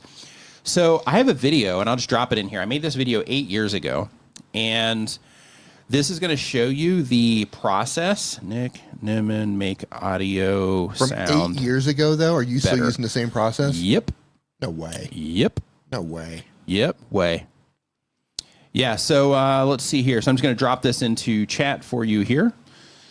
Boom. So this is old me, or young me, I should say, sharing my audio process. Still use this process to this day. Now, when it comes to short form vertical content, because those are a little bit quicker and dirtier, so because of that, sometimes those are ran through the same process. Other times, I will just use Adobe Enhance. And Adobe Enhance is amazing when it comes to this. So Waves is also coming out, if you're familiar with Waves. So Waves is traditionally they do plugins for the music world, but they are also coming out with a Adobe Enhance competitor also. So do you know when that's coming out? I don't know yet, but keep an eye out for that also. But the thing with Adobe Podcast Enhance is it is absolutely amazing. So if you watch the latest short that I published, I just published it yesterday. That audio was barely audible. So I always record really low, and the reason for that is so that I can boost everything, in post. So with that, I was like, okay, I'm just going to load it in. And I also had a part in the when I was making the content where I had moved the microphone in a way to where it kind of muffled the sound, and it even handled that pretty well, which I was impressed with. But basically, it was really low volume, and it sounds a little bit canny coming directly out of that microphone. And by canny, I just mean it's kind of like you're talking through like an old phone or something, right? Boxy? Boxy, I guess would be. And I just run it through Adobe Podcast Enhance, and it sounds like you can hear it in that short. And that was just using a little Hollyland microphone. The thing is like the size of a quarter, and you just stick it, like right here, or you hold it in your hand, which is, another way that I was using it. But yeah, Adobe Podcast Enhance is absolutely mind blowing. I know it used to be free. Do they still have a free version? I haven't looked. I'm not sure because I subscribe to Adobe. I'm not sure if they have the free version or not still. So next up on the list here. Moving through these. By the way, if you are just joining us, we're talking about everything related to YouTube. So if you have a question, everything. So if you have a question about anything it is that you are doing on YouTube, you can go to nickniman.ask. And I was just getting ready to copy that and drop it into the chat here, but I hit return and it just forwarded me to the form. So I'm just going to do it right here. But basically, just go to nickniman.com/ask if you are on LinkedIn or Twitter or here on YouTube, and it's going to redirect you to the forum where you can get your questions in there. So next up, we've got Chad on the road. What's going on, Chad? Hey, Chad. Hope you're doing great. On the road? On the road. Hope you're doing great on the road, yeah. Chad. So they've been making videos for 1 year or more. They do travel and exploring content, vlogs specifically. The goal is to quit their job and to be a full-time YouTuber. And the question is, a good idea is to create similar thumbnails with same color scheme, fonts, etc. What do you recommend I do? Create thumbnails with real pictures of places I go to with me in the pic, or make AI-generated pics of places that I go? So when it comes to the thumbnails that you use on your channel, experimentation is really important, because for the people that you're trying to reach, they might respond well to you being in the thumbnail. They might respond better to just the images, that sort of thing. So I would experiment with both and just see what people respond to. Like when it comes to AI generated thumbnails, AI is getting good enough now. They used to look kind of corny and obviously AI, but if you're good at prompting, AI is getting pretty good now, to where in a lot of cases you can't even tell the difference. So people are using it to make entire thumbnails, which look amazing. They're also using it to make elements that they can then cut out and then include in their thumbnails too. So I would experiment with those things and just see if you find something that your audience responds to best. I'm looking at your channel right now, and I see that you've got 830 subscribers. So that means that you do have some people that know your face and all that. So the advantage of having your face is that, one, it's great for pulling attention because people do connect with faces, because we're humans. So we look at that sort of thing. Speak for yourself. But it can also help people that already enjoy your content know that it's your content. So that's why I put mine in there, at least for when I first published the video. That's why my face is always in those, because for the people that watch my content on a regular basis or that are the most engaged, it lets them know, hey, this is one of Nick's videos. I don't know if I've seen this or not yet, right? So that's the advantage of putting your face in there. When it comes to the AI stuff, if you can take some really good shots or really good images or photos of the places that you're going to, you might be able to take something that would be more relevant to the video versus just having AI just make something about the location. But YouTube has the A/B testing feature. So one of the cool things that you can do right now is you can publish a video, or you can have a thumbnail that has your face in it with the picture. You can have a thumbnail that has just the picture that you took, and then you can have those competing with a thumbnail that is 100% AI generated. And then you can learn relatively quick what it is that the people that are interacting with your content respond to best. So I would do that over a nice, 10 videos, maybe 15 videos. With your current view counts, I would, do that over, a decent amount of videos so you can get enough information to be like, yeah, this is definitely the one people respond to the most. But yeah, I would just experiment with all three on the videos that you publish and see if you can uncover anything about, what people respond to as it relates to your content. I'm not a huge fan. If I can tell they're AI generated, that's where the line is, right? Yeah. It's like, yeah, if you can tell, then it's like, You do have another option. There are stock photography websites. Yeah. Some of them are even for free. And some of them are just filled with AI now. And some of them are filled with like AI Adobe now. Stock, they've got so much AI stuff in there now. But some of it's getting disappointing. But you need to make sure that you need to check to see if you need to give attribution or not. Attribution means credit. So they might require that you give credit to the website or to the artist specifically. And if so, you'll need to add that to your actual description. Somewhere down at the bottom. But yeah, there's some great travel shots in some of the... I think I looked through, was it Pexels? Yeah, Pexels, yeah. Pexels pretty good. Shibby, what's going on? Hope you're doing great. Shibby. Wallace Bankley says, isn't YouTube don't like fake people AI? YouTube doesn't care when it comes to the thumbnails or the video content as long as people are responding to it. So as long as it's nothing like bad, like as long as you're not showing like gore or something like that, it's fine. So if you have a thumbnail and it's AI generated, YouTube doesn't care. But you should care if people, aren't responding to it, right? Yeah. But if they do respond to it, then nobody cares. When it comes to AI-generated avatars, that's another one. Nobody cares as long as people are responding positively to it. Doesn't matter. So there's entire genres of content, like the VTubers and things like that, to where to where it's not normal anyway. So when it comes to AI avatars and that sort of thing, as long as people respond to it, it doesn't matter.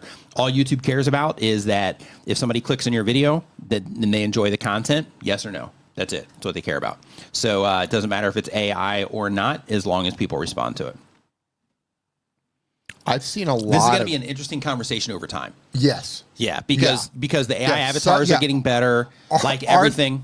Our opinions are subject to change on this. Yeah. And so are YouTube policy. Yeah. Yeah, you never know how it's going to work out. Yeah. I've seen a lot of tutorials. I watch a ton of tutorials, learn how to do things. There's a ridiculous amount of AI-generated avatars that they're animating as the characters telling you how to do these tutorials now. And I'm just like, yeah, you know what? I don't care. Right. Like, I don't care. As long as you tell me how to do the stuff, don't care. As long as you get into it quickly, as long as you're giving me information, as long as you're not dilly-dallying around, you're just like, give me what I clicked for. I don't care. Right. Like, I'm not there to look at to learn something. This is education. I'm not there to learn, or I'm not there to look at, okay, is this a real person or is this somebody like an AI? I just want to learn how do I do the thing? Right. Show me how to do the thing. Yep. Put a person in there. Don't put a person in there. I don't care. Just show me how to do the thing. But I know my point. Teach you how to Dougie. Teach me how to Dougie. Yep. The point is, some of them are just getting absolutely just hammered with views. Yeah. Just ridiculous. Ridiculous views. So a lot of people don't care. Yeah. Yeah, when it comes to AI content, I was actually telling you about this, Dee, when I came back from the States. So I was hanging out with my mom while I was in the States, and I'm sitting there like in the chair, and then she's got the TV going or whatever, and I'm sitting there like working on some stuff, and then I hear her over there watching YouTube videos, or I don't know if they're on YouTube or Facebook. I'm not sure where they were, but because this is what I do, I was able to hear a lot of the videos that she was watching. And I could hear that a lot of the AI voices, and it wasn't like, hey, this is almost human, where you almost got me AI, but a lot of them were. Scale Train Station says if it was mom, it was probably Facebook. Yeah, probably. But she watches YouTube too, though. But basically, some of them were that like obvious, AI voices. But she would just sit there and watch the whole thing, and then flip to another one, and then watch the whole thing, and flip to another one, and watch the whole thing. So, demographically, it also might depend on who it is that that you're reaching with the content in terms of if your viewers are going to care about that sort of thing or not. But yeah, it's going to be super interesting moving forward, I think. Yeah. So next up on the list here, we've got Too Good to Mention. They upload one time per week or more. They make traveling content. The goal of the channel is to connect with others who like what I like. And the question is, please advise on live streaming while I'm traveling, either in Southeast Asia or Europe. What are rules from YouTube and tips on how to do the live streaming? So you can live stream directly from your phone when you are traveling. I do recommend that you connect to the Wi-Fi, but depending on where you're at in Southeast Asia, like if you're in Thailand, the phone packages are pretty good here, where you can get some pretty fast internet when you are getting a phone package here. If it goes to the Philippines, things are a little bit different over there. The internet infrastructure, it's improved, I've heard, but last time I was there, it's it was abysmal. Like it took me all night long to upload like a 6-minute video over there. So it's just absolutely, that was in Boracay though, but it was just a nightmare in terms of the internet. So Europe, I'm not sure what the situation is over there, but as long as you can connect to Wi-Fi somewhere, you should be okay. But just test the internet before you go live, and then there you'll be able to see like, okay, yeah, is this something that realistically I can live stream with, and then you can make that move from there. But in terms of the rules for YouTube doesn't care if you're live streaming from Thailand, or if you're live streaming from the Philippines, or if you're live streaming from Europe or the USA. They don't care. What YouTube cares about is is that creator following the rules in terms of you're not you don't have copyright music playing and stuff like that, and are people enjoying this or not. So those are the things that matter. And of course, you don't want to do anything like who's the guy that just got in trouble in the Philippines? Oh, Vitaly, yeah. Vitaly. Yeah, so I'm sure you're, like as long as you're not making that type of like extreme content. Like if you're live streaming, you're like, hey, here I am, I'm walking through the street, blah, blah, blah. I would just do a quick Google search or ChatGPT to figure out if they have any type of privacy laws about recording in public and streaming in public and that kind of stuff. But outside of that, though, if you're, like in your hotel or connected to Wi-Fi, then you'll be in a locked location. So in that case, you'd be good to go. But I would check if you're going to be walking around just to make sure that that it's going to be clear. One thing, if your whole game is live streaming, the whole thing that you do, then there's a device called a Live U Solo, LIVEU Solo. In that particular device, it has cellular bonding, and that cellular bonding means that you can put 2 SIM cards into it. And when you put the 2 SIM cards into it, it basically bonds them together and makes like a strong signal. So that's one of the things that a lot of the traveling IRL streamers use in order to make sure they have a strong internet signal wherever it is that they go. They use those types of devices in order to make that happen. Yeah, thinking about Westerners going to other countries and live streaming and just making fools of themselves, harassing the locals and stuff like that. No, I hate that. Yep. We were talking about that earlier. The Kick platform is really bad about monetizing those people. It's unfortunate. It is. I hope they send the guy to jail. Not for a long time, but just he's in jail now, right? Yeah, he's in jail now. He's in jail now, waiting for his trial. Is that what they're doing? Yeah, I think so. But I think he's looking at real time. Yeah. Yeah, he's looking at real time. So yeah, you got to be careful. Yeah. But put him in jail for a while. Let him learn a lesson. Yeah, that's unfortunately he is being very like abusive and stuff. So it seems. I mean, I'm just getting what I've seen online. But the videos that he was showing, it didn't look staged. I mean, they were obviously it wasn't staged because they arrested him. Yeah, he's in trouble. He's being prosecuted for it in the Philippines. Yep.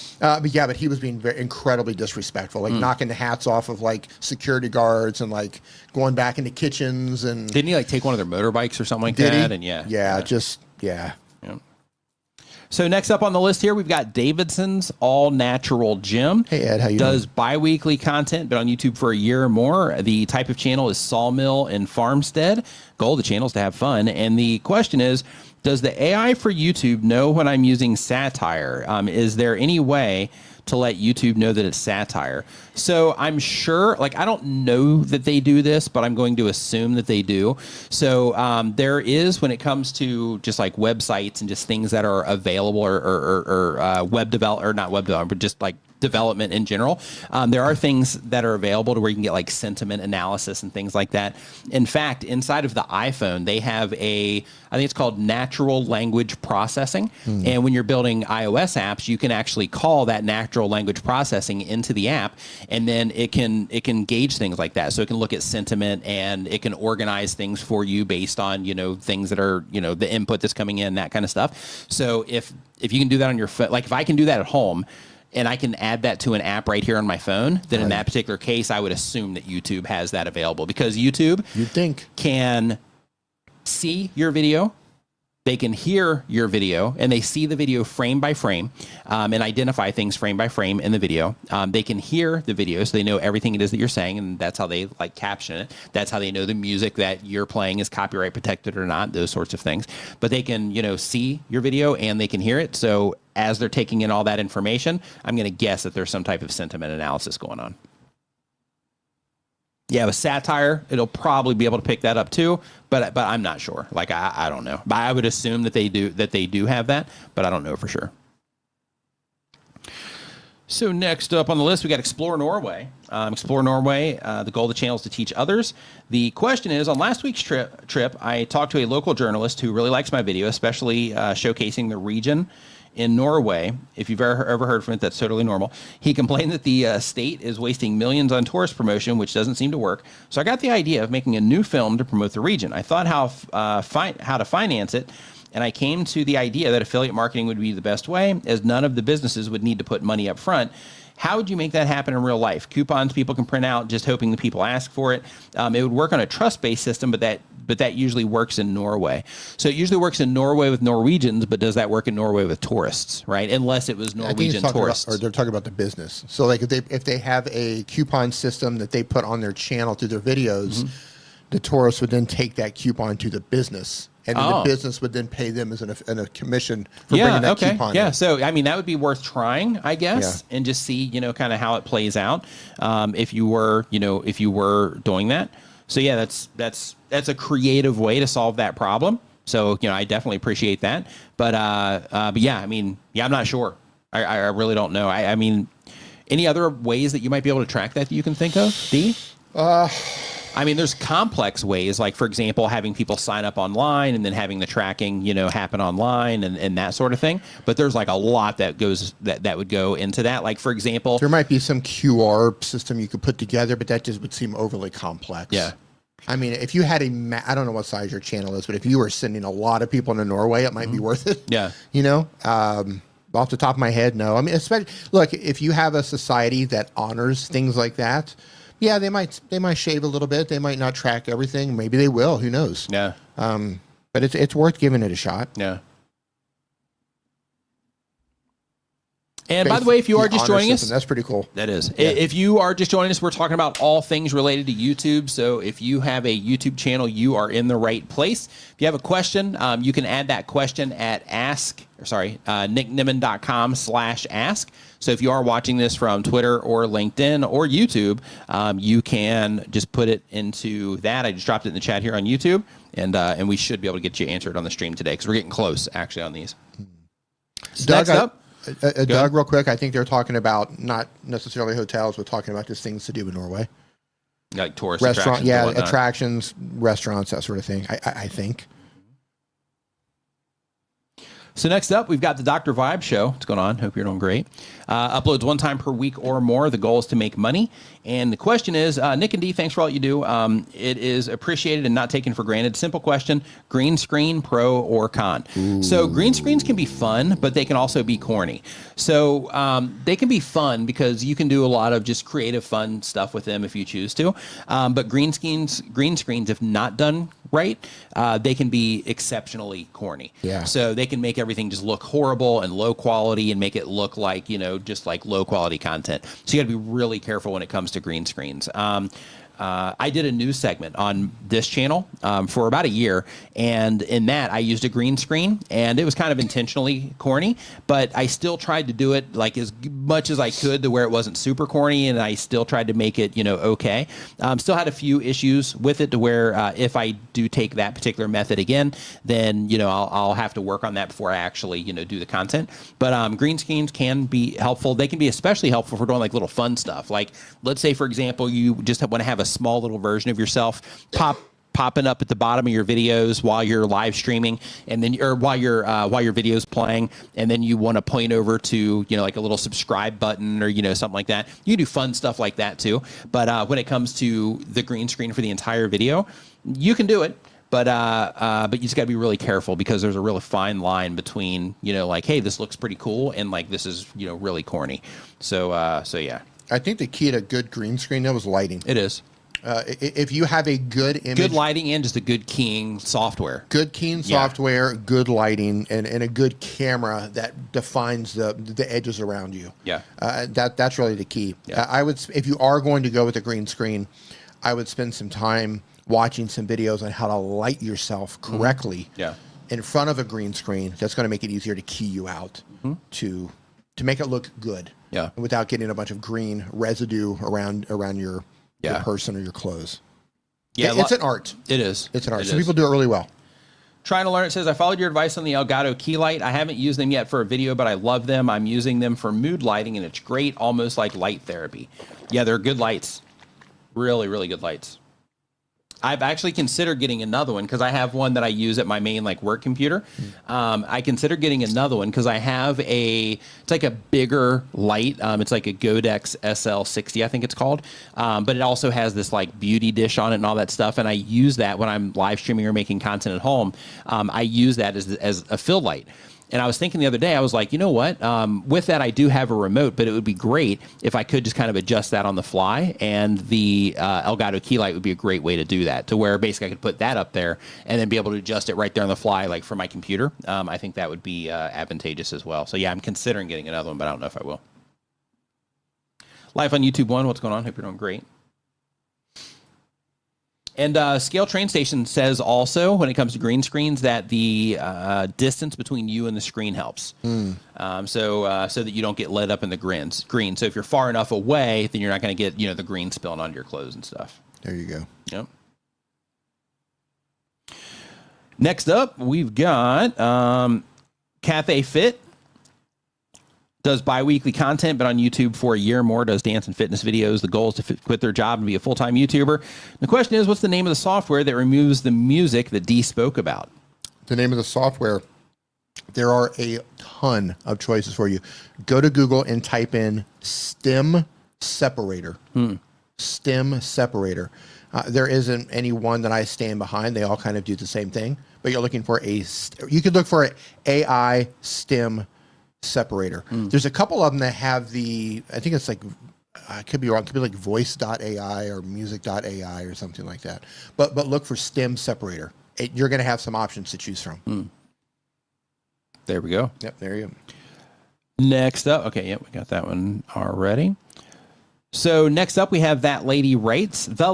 Sorry about that. She does IRL productivity channel for authors and creator support based on her current Twitch. Oh, okay, that's cool. The goal of the channel is to make money. And the question is live streaming better for views or longer form video? Is there a better strategy for increasing views?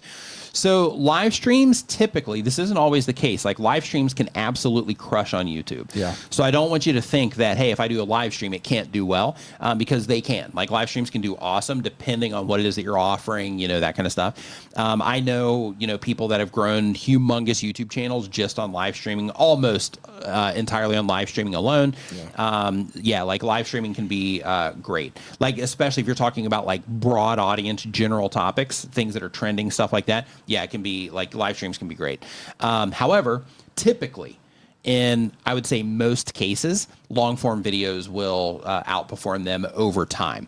And that's because when it comes to live streaming, there's an element to the live experience, right? Like, for example, here I can call out Beanie Draws in the chat. I can call out Chantel in the chat, Doug. I can answer questions directly in the chat. If I say something, then in that particular case, if somebody's like, hey, what did that mean? Or what's the thing? Then they can, just say it right here in the chat. And that would take me away from whatever content that I was offering to where I might need to address that particular thing. So there's just, that live element to it. And in addition to that, when it comes to regular videos or long form videos, with live streams, there's no edits, right? There's no, polishing things up. There's like, you say it or you do it and like, it's there, right? So technically you can go in, you can cut certain, you can cut off the beginning or cut off the end of your live stream, like that kind of stuff in YouTube's built-in editor. But when it comes to long form content, you can edit out whatever it is that you don't want. You can say like, oh, you know what, when I said that, it sounded kind of weird. So let me turn on the camera real quick and say it again. Or you can say, hey, I said it weird when I said it this time, but I said it again like 2 more times to make sure I would nail it. And this version of the take is good now. So I'm just going to use that one, which is the best version. So when it comes to the long form content, you get to essentially share with everybody like the best versions of how you say things and how you present things and how you show things and all that stuff. You get to craft the whole experience for the viewers. So because of that, people tend to respond to that experience better long term, like over time, than they do live streams. So for example, if you start digging around YouTube, it's going to be rare that you find a live stream on YouTube from 10 years ago that YouTube is still recommending heavily. However, There's videos on YouTube, lots of them, like long form videos that have been on YouTube for 10 years, 7 years, 5 years, that YouTube is still recommending to people a lot because people are still responding to that content.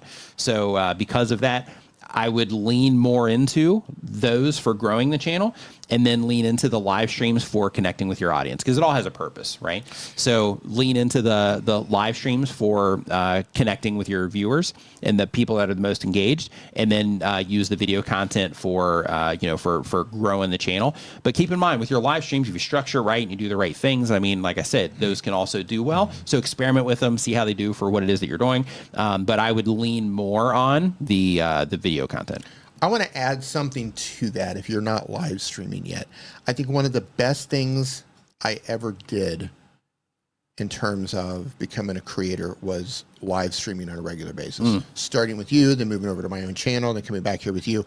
Just a regular schedule of live streaming. Not necessarily, I don't think it really grew my channel, but it made me more effective in terms of communicating and be able to get my words together on a fly. Yeah. Like I would struggle through videos. I mean, naturally, the more you do something, the better you're going to get at it. Yeah. But like I started live streaming with you, and then and it was okay. You know, I was stumbling, getting through that at first. And then I started recording videos, and I used to really struggle with getting videos together. But the more I live streamed by myself, not with you, where I had to carry the load entirely by myself. The more I live stream myself, the faster I would get through videos. The more I could hit record, and my brain would kind of go into the right mode. And I would just think of it as like, okay, if I were going to do this live, I get one take. And don't get me wrong, I still sometimes have to take multiple takes in the video, especially when it's the beginning, it's the hook, because I want to nail it. Right. But it allows my brain to work differently and to be able to articulate what it is I want to say a lot more efficiently, because I was streaming regularly by myself. So it does something to your brain. So if you're struggling to make your videos, I highly encourage you to start going live on a regular basis.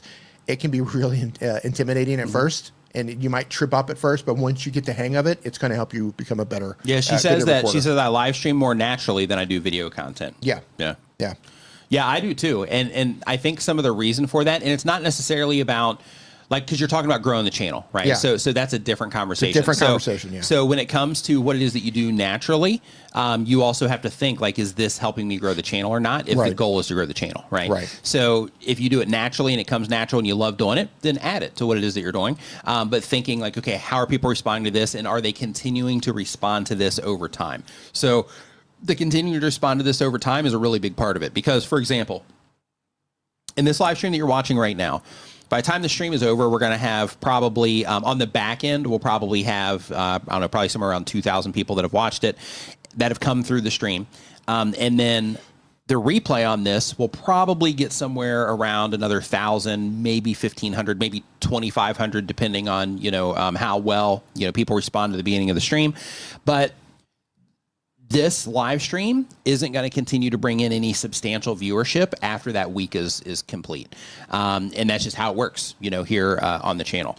So when I publish a video, though, all the videos, that I published recently, like some of those will continue to get, views for the next, 5 years, the next 10 years, in some cases. So because of that, I really encourage you to say, okay, I live stream naturally, like I absolutely love it, so I'm going to do that. But if I'm trying to grow the channel, I'm also going to do this other thing, even though it's not natural right now, so that I can practice it a lot, so that I can also get natural and feel more natural when I'm making videos, because that will happen through practice. I think it's great. I think it's great. Live streaming, live streaming. Just one to build a deeper connection with the community, but two, just what it does to your mind. Yeah, it allows you to do this at scale, essentially. Yeah, it does. Yeah, and it gives you the opportunity, like when you're live streaming, because this is exactly what it is that you're saying, Dee. But basically, you're monitoring the chat, you're saying whatever it is that you're going to say. If you are doing a structured live stream to where you're delivering content, because with what we're doing, it's Q&A, so it's a little bit easier. Yeah. But if you're delivering content, then in that case, you're keeping track of the content, keeping track of your stream. You're seeing the questions that people are saying in chat or the things people are saying in chat. You're monitoring that. You're making sure that your tech is all still working. Like you're multitasking multitasking on steroids when it comes to live stream. It's great. You're doing all the things, and you're doing it in front of other people live. Right. And you get one shot. Trial by fire. Yep. And you're doing it live in front of other people. Yes. Sometimes only one other person. Sometimes it's hundreds of people. Sometimes it's thousands of people. Yep. And if you don't stream yet and you're curious about what will I talk about, easiest thing to do, get a piece of paper or get your note app, whatever you want to make notes on, and just write 5 bullet points. And just say, these are the things that I want to talk about. And obviously, it's going to be something that you're knowledgeable about. Yeah. Go live, give your little hook, tell them why they should watch the show, or let them know that they joined the show for a particular conversation. Take your time and then go through those bullet points and say all the things that you want to say. Yep. And if you have an audience show up, take some questions either along the way or when you're finished. And when you're done, wrap it up. Yep. If you go live for 10 minutes, that's great. Yep. You don't have to go live for hours on end. Right. Go live for 5 minutes, 10 minutes, 15 minutes, 30, whatever. My best performing live streams were like 8 to 15 minutes long. Yeah. There are no rules. You set the rules for your channel. Yep. You go live for as long or as short as it makes sense to go live. We go live for the period that we go live for a couple of reasons. One, we want to answer as many questions as possible. 2, we get to hang out with each other and have fun. This is fun for us. Yes. I mean, it's fun for you. I know that. Of course, it's fun for you. Yeah, of course. I kind of endure it. Yeah, I kind of like you deal with it. Yeah, like it's something to do. It's something to do. Yeah, it's like, well, this or, I could be like... colonoscopy. Right. Something like that. Yeah, this or I could be getting tortured. Right. Yeah. Yeah, so you're like, I'll just go ahead and do that. I could be getting my nails pulled out. Right. Yeah. Right. Hanging upside down, letting all the blood go to your head. Yeah. That kind of stuff. You get waterboarded. Right. Something like that. Right. But instead, you choose to be here. I appreciate that. Yeah, I appreciate that. No, but we have a good time doing it. It's a lot of fun for us. Yeah. And we want to answer everyone's questions and hang out with the community. So that's why we do the time that we do. But this isn't, a lot of people see streams and they're like, I can't do it for an hour. Right. You don't have to. Yeah, you don't have to. Yeah. Right. Go live for 10 minutes. That's fine. Yep. And really quick, so here, hi, Poland. Do you use Summer? Okay. Says, also, I love your channel and thanks for help with our thumbnails. Thanks. Glad that you are enjoying the content. And let's see here. It says, I went live on a Fringe channel and it changed my life. There you go. I needed to do this on my channel. So it happened to me too. Yeah. Yeah, so basically, I went live for the first time. I got like 2 or 3 people through that stream. And when they came in, because I didn't expect anybody, I was like, oh my gosh, hey, what's going on? Yeah. Whoa, you want to hang out with me live? Right. I was like, whoa, there's people in here. And But I was like, not really. I just want to make fun of you. Right. But yeah, like at that time, I was like, hey, this was cool. But I was just doing that live stream to learn how to live stream because I did a thumbnail tutorial so I could learn how to use OBS. So I could make a video about OBS, which was a great move, by the way. Didn't know it at the time, but it was. And then after that, I didn't live stream again until I think I had like 12,000 subscribers. Went live there, and then I've been going live ever since. Just absolutely love it. Beanie. Like once it gets you. Yeah. Yep. Behave, Beanie. So next up, we've got the New Enlightenment with Ashley is the name of this channel here. They have been making videos for 1 year or more. They do edutainment content. The goal of the channel is to teach others. And the question is, what is your approach when you find a major mistake in your video early after releasing it? Do you indicate re-upload it, as I've seen some YouTubers do, or is there a way of making sure the algorithm doesn't punish the new version because the viewers who have already seen it will pass it over? If I upload a video and there's an error, I leave it and I deal with the consequence. And the reason for that, if I forget to put like a screenshot of the link or like a text on the screen for the link, if I mention something or if I say something that's like wrong or something like that, then maybe I'll put like a pinned comment. If it's an error, I'll put a pinned comment. But if I make a technical mistake in the video, I just leave it. And the reason I leave it is because I already hit the publish button. And in my brain, I hit publish. That video is on YouTube and it's done. I'm not going to make the mistake of uploading a second version of that same video. So because of that, I'm just going to move on to making my next video. And again, if you make a mistake or something, you can put a pinned comment. You can put a card in there that does lead to like an unlisted video where you have like a corrected version or something like that. You can have your community post where you correct the error that you made so that you're putting that awareness out there. But yeah, if you uploaded something with no sound, then sure, yeah, you would have to take that down, right?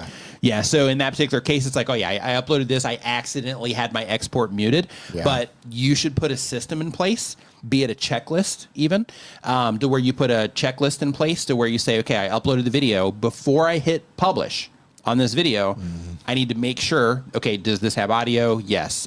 Did I add in screens to it? Yes. Do I have a pinned comment? Yes. Did I fill out my description? Yes. Did I put an affiliate disclaimer or did I put any needed disclaimers in my description? Yes. Like put together a checklist. and I've got something coming for you, by the way, for that particular thing, for if you're an iPhone user. But when it comes to that, just get that checklist together, that system together, and make sure that those types of mistakes don't happen. Magic Flying Potato, what's up, dude? Hope you are doing great. But yeah, like the audio one, that's a pretty big deal. But yeah, you shouldn't have published the video. That's something you should have caught. Like, just as a heads up. So everyone here, if you haven't done this already, is you should go into your settings of your YouTube channel and make sure that your upload settings are set to unlisted. The reason that this is important is because if you upload a video to YouTube and you have everything set to automatically go public, then as soon as that video is finished processing, it's live. That means that when you do make those types of mistakes, it's too late. You already went live, right? And then you'll have to delete the video and go through that process. If you upload it unlisted first, then, and if you're experienced, you know this already, but I'm sharing this for the new folks. But when it comes to uploading your video as unlisted, then once it's up on YouTube, you open up the video watch page on YouTube and you watch the video there. And then you get to see, make sure that everything processed right, make sure there's no glitches. There weren't any glitches in the upload process, anything like that, so that you can make sure that everything is, how it's supposed to be. You can even do fun things to where you have your audio volume.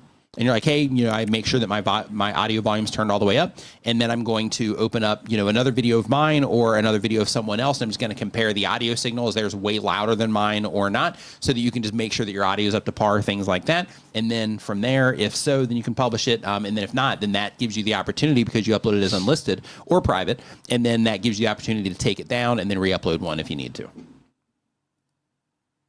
No, I never upload private. Yeah, there's no reason to. You can just upload as unlisted, and it's perfectly fine. So the only thing is if you are uploading and you do have a playlist checked, that's the only disadvantage of uploading as unlisted, because those can show up in playlists. And in terms of the check for shorts to notify subs, yes or no? So here's the thing, and this is important for everybody to know, because there's tons of misinformation going around about the notify subscribers button, and this misinformation's been going around for probably a year and a half now, probably. But basically, when it comes to that particular option, when you're uploading videos, that doesn't have any bearing on the recommendation system of YouTube. All that is notifications, and it says it right there in the actual thing. That's just notifications. So what that means is that your subscribers aren't going to get an actual physical notification of that video. But checking that box has no impact on the recommendation system whatsoever. So the supposed strategy for that was that you upload it with that box checked, so that YouTube doesn't show it to your subscribers. Doesn't work that way. It's just for your notifications, for the notifications that go out on people's devices, computers, stuff like that. It has nothing to do with how YouTube recommends content. So even if you have that box checked, the people that are most likely to enjoy your content, the people that are the most engaged in your content, are still going to be the same people that see it. Just like if you, regardless if you check that box or not, the same people are going to see that video. So just make sure that you know that. Yeah, it's one of the many misunderstandings, I should say, or misinformations around YouTube. Yeah. So next up on the list, we have Adventures of the Rugged Retiree. That sounds like a good time. Yeah. That's like, that sounds like a good time. Rugged Retiree. Yeah, there's like a lot of information there. That's good. So the type of channel. You have my interest. Yeah, right. The type of channel is this is about getting retirees outdoors and exploring and trying new things. That's cool. Yeah. That's cool. I think it's needed probably. So the question is, I don't just do one thing like camping. I do adventures, which are all over the place, from snowboarding to weekends at a remote cabin to gold panning, but all related to outdoors. Will the algorithm be able to figure out what my channel's about with so many non-similar videos? So it's not necessarily about what your channel's about. It's about what the videos are about and the people that respond to the content. So when it comes to YouTube and how their system works, content creators think that it's like all about like the channel. And really, it's not necessarily about the channel as much as it's about the people that are responding to the content. That's why niching down is such an important thing on YouTube, because then you have consistent people that are interacting with your content, which tells YouTube, these are the types of people that like my content, or that enjoy this content. So then YouTube knows who to show your content to more, and then they get you in front of more new viewers that like that type of content, and then those are the people that subscribe to the channel to help you grow the channel and things like that. So in your particular case, if you're doing outdoor adventures, all of that is fine, and it's okay to do a bunch of different things outdoors. But one thing that I would do is I would first think about, okay, I'm making content for retirees. I know that. And because of that, I'm trying to help them get outside. So because of that, let me be crystal clear in my content and make sure that it's clear that this is for retirees. And then by doing that, I'm going to increase the likelihood of retirees clicking on my content. And if they do, and if they enjoy it, then YouTube is going to say, hey, these people that are, watching these retiree videos and things like that, they're enjoying this, so let's show it to more people like these people. So, for example, this video that I'm looking at, I'm pulling up your channel right now. And I'm just going to, hold on, let me go and see if they checked the box here for this. Okay, so I'm going to look at your channel real quick. And the reason I'm going to look at your channel is because, here, give me just a second, D, before we pull that up. Yep. But the reason I'm going to look at your channel is because, let's see here. Okay, give me one second. Not yet. Hold on. Okay. What are you pulling up exactly? Yeah, I'm going to pull up their YouTube channel. Oh, you're getting a YouTube channel. Yeah. I don't see it yet. Yeah, I just have to log into my thing here real quick. Hold on. Okay, I was waiting for you to put something up. Yeah. Here we go. Hold on, not yet. Pull up a YouTube channel. Hold on. You get to pull up a YouTube channel. Here we go. Hey, Brad, how you doing, man? Nice to see you. And then Brad's been live streaming for 2 or 3 years now. Brad, how long's it been? Yeah, you guys got that party going on your channel. Yeah. Right? Yeah. Yeah, he came in, got the bug, got hooked. Yep, that's how it happens. Yep. All right, so go ahead and pull this up. Yep. Oh, okay. Yep. There you go. So the idea that I'm trying to express in terms of the calling them out, right? So you have here that you are, and what you told me in the form is that you are targeting retirees to try to get them out of the house. So in this particular case, you have here, that you're the rugged retiree, but nobody really sees this information. I mean, you might see it, like on YouTube's homepage, or, like right here, if we just open up YouTube's homepage, you can see how channel names are just super small, right? So because of that, that's not necessarily going to stand out to retirees, right? Because, it's so small that it's more of like a sub thing than it is something that, is going to help them have a good understanding of what the content might be about, or that it might be for them. So because of that, situations like this, when you publish this video, and I'm just going to use this one first. So here you have, should this landmark be bulldozed in Rome? This doesn't have any information here letting the people that you are trying to reach, which is retirees, this doesn't have anything that lets them know that this is for them. So because of that, you can have anybody come in here and watch this video that is interested in Rome, right? And because of that, what's going to happen is you're going to be reaching a lot of people that aren't retirees, a lot of people that, are just interested to see what it is that you're doing here or whatever, versus saying like, hey, everything on this channel is for retirees. So because of that, one thing that I would consider is when it comes to the topics of your videos, thinking about, okay, how can I reframe this to make it make sense for retirees? And don't necessarily go in and redo any of the old video packaging. You can if you want, but don't necessarily, use this as a call to action to do that. Instead, for the future videos that you publish, start thinking at the topic level and start thinking to yourself, okay, if I'm trying to reach retirees that are just not getting out of the house, I'm trying to get them motivated, trying to get them out of the house, trying to get them to take these adventures, then in that particular case, start thinking at the topic level first, right? So when it comes to the topic, start thinking, okay, I'm in Rome. So if I'm in Rome, what would a retiree really enjoy about the conversation that I could, about all the different types of conversations that I could have here in Rome, or all the types of videos that I could make? And then from there on the topic, think to yourself, okay, if if I'm going to be in Rome and I think that they might be interested in these particular topics, let me pick the one that I think that they would be the most likely to be interested in. And then from there, when I'm putting that video together, I need to be thinking, like when I'm actually recording the content for it, I need to be thinking, okay, if I'm trying to reach retirees, then I need to be talking to retirees in this video. So for example, when your video first starts, you might say something like, hey, if you're retired and you're looking for a great place to go, right? And then what you're doing right there is for those people that are coming into the video, you're letting them know immediately, like, hey, I'm talking to retirees, right? And then down here, you see how you have, should this landmark be bulldozed in Rome? That's where the topic is going to come in, right? Because here you're just asking some general question that, you know, would only really matter to people that, you know, are in Rome or people that are into that, that culture, so to speak. But instead, when you start at the topic level and you're asking yourself, okay, how can I make this video that I'm making for retirees? Then you're not only talking to them in the video, like I mentioned, but you're also framing the entire thing towards retirees. Yeah. So again, this starts at the topic level, right?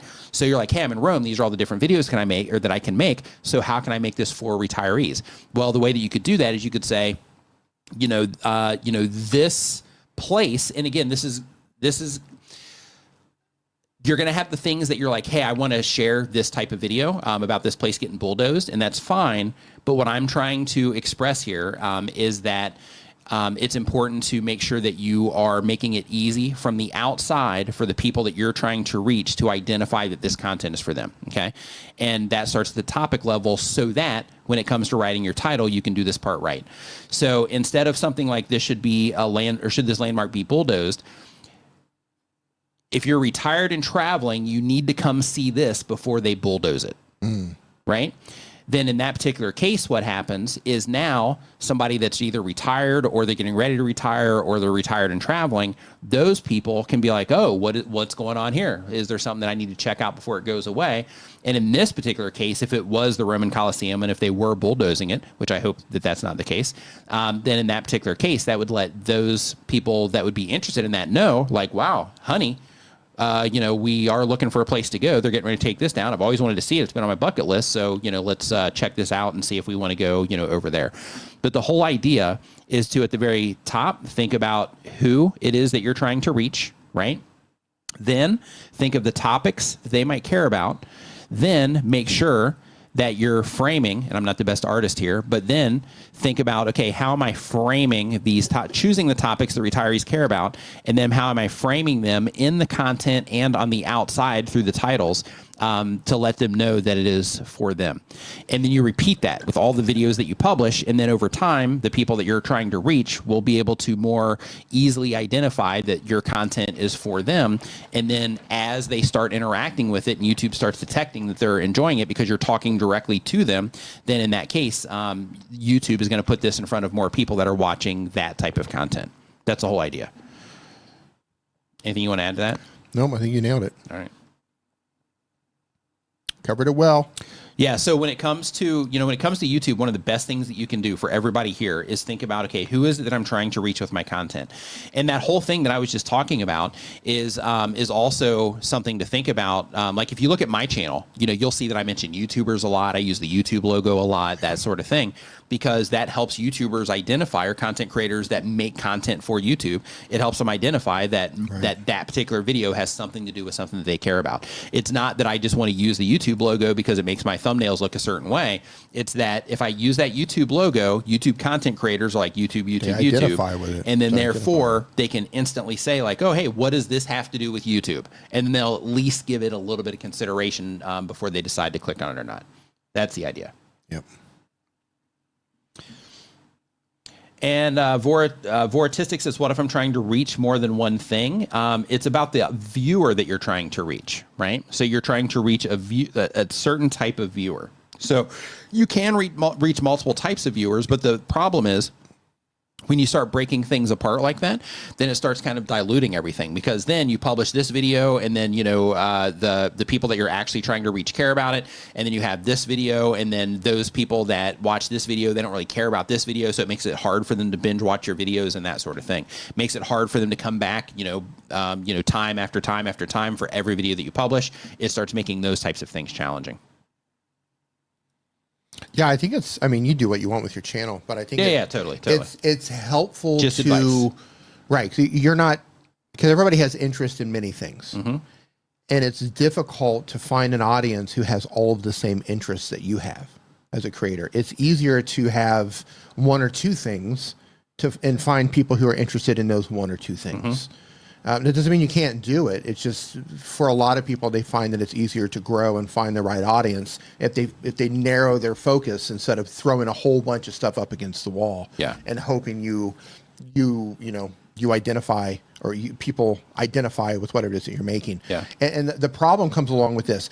Let's say you upload one, and I have no idea what type of content you're making, but let's say you upload a video on how to fish. Right, something about fishing, and I'm into fishing, or I want to learn how to fish. And like, wow, this is really great. This fantastic video. It's all about fishing. They answer my questions. It was entertaining to watch. Whatever it was about fishing, and I was interested. Then your next video is how to edit a YouTube video in Final Cut Pro. And I'm going to be like, I'm not a YouTuber, and I don't care about Final Cut Pro. So guess what? I'm not going to watch it. Right. And then maybe your next video is and I'm just spitballing here, how to make organic food for your pets. And I'm like, I don't have pets. I don't care about organic food. And I'm not going to watch that video. And what happens is, over a period of time, and very quickly, YouTube will identify that I'm not clicking on those other videos. And those are negative signals being sent to YouTube. And what's going to happen is they'll stop recommending the content. YouTube is going to stop recommending your content to me. I watched one video, and then you didn't upload additional videos that I was interested in. So YouTube's going to see that and say, well, you're not clicking on these videos, so we're going to stop showing it to you. And then you can you can figure out how the rest of that story goes.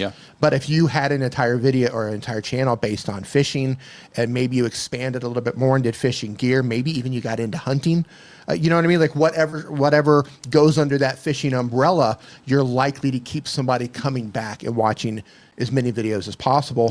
And that sends positive signals to YouTube, and YouTube is going to recommend your channel even more to them. So that's how you need to think about it. How do I get someone to watch my videos and keep them coming back to watch more videos? That's what I would focus on. Like, you do whatever you want to do. Yes, sir.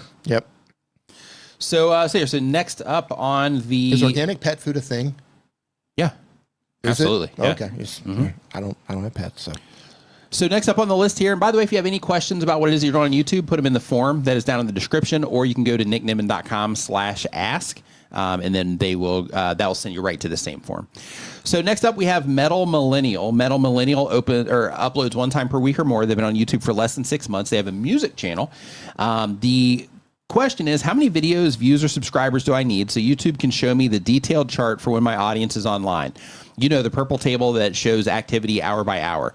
I'm not sure exactly what the qualifier is for them to activate that feature. I know some people have told me that they've been on YouTube for quite some time and they still don't have that information. So, I've heard things like that too. But I've seen it pop up relatively fast. So yeah, just keep publishing. I don't know what the actual number is for that. You might want to reach out to Team YouTube on Twitter so you can get an exact number off of them, but I'm not sure of what that number is, unfortunately. So the next channel here is a channel that has not been created yet. They're getting ready to start the channel. Welcome to the creator side of YouTube once you do. Welcome. The question is, what is the difference between a short and a thumbnail? So a short, here, let me just pull up my YouTube channel here, and or not my YouTube channel, but just YouTube in general. And I'll show you here real quick for the new YouTuber. So everybody here, welcome. Welcome. Let's see here. Amand, I think it's Amand, to the creator side of YouTube, AMAND. Are you pulling up another one here? Yep. So let me share my screen. Kathy says, yes, D, organic food, it is. I didn't know. See, see, never know. So when it comes to YouTube, so a thumbnail is all of these things, right? So basically a thumbnail is the image that represents a YouTube video. When it comes to the thumbnail, the whole idea with the thumbnail is to help people identify the content is about something that they might care about. So for example, this is a really great example of this, which is a great channel, by the way, if anybody's looking for some good chill music to listen to. So this right here helps people like myself that like listening to handpan type music, helps me be able to recognize that this is about that. This also has healing frequency on here, which I'm not really into that type of like woo-woo stuff, but there's a lot of people that are. So for those people, they have it tuned to this 1,111 hertz. So the people that are into that, it's also going to help them be able to identify that it's that too. So then it's a way to help people identify that that content's something that they care about. Here with Nikki, same exact thing. So she's showing these like headphones. She's showing herself for her audience because she has a decent sized channel. So in this particular case, she's leveraging herself and her emotion. And then she's showing this particular tech over here that we see that creates all of their content right now. So I'm not really sure what that is. Maybe it's an audio thing. But the idea is that she's showcasing the tech for people that are into tech. As we come down here, we have this video, 99% of YouTubers don't do this. Fairly new video from Darren Strauss here. But here, they've got YouTubers in the title, so that at least helps YouTubers identify that this video is for them, right? This one, it's got the view counts, helps people identify that. This one's got a reggae DJ, so, you know, I listen to that stuff sometimes too.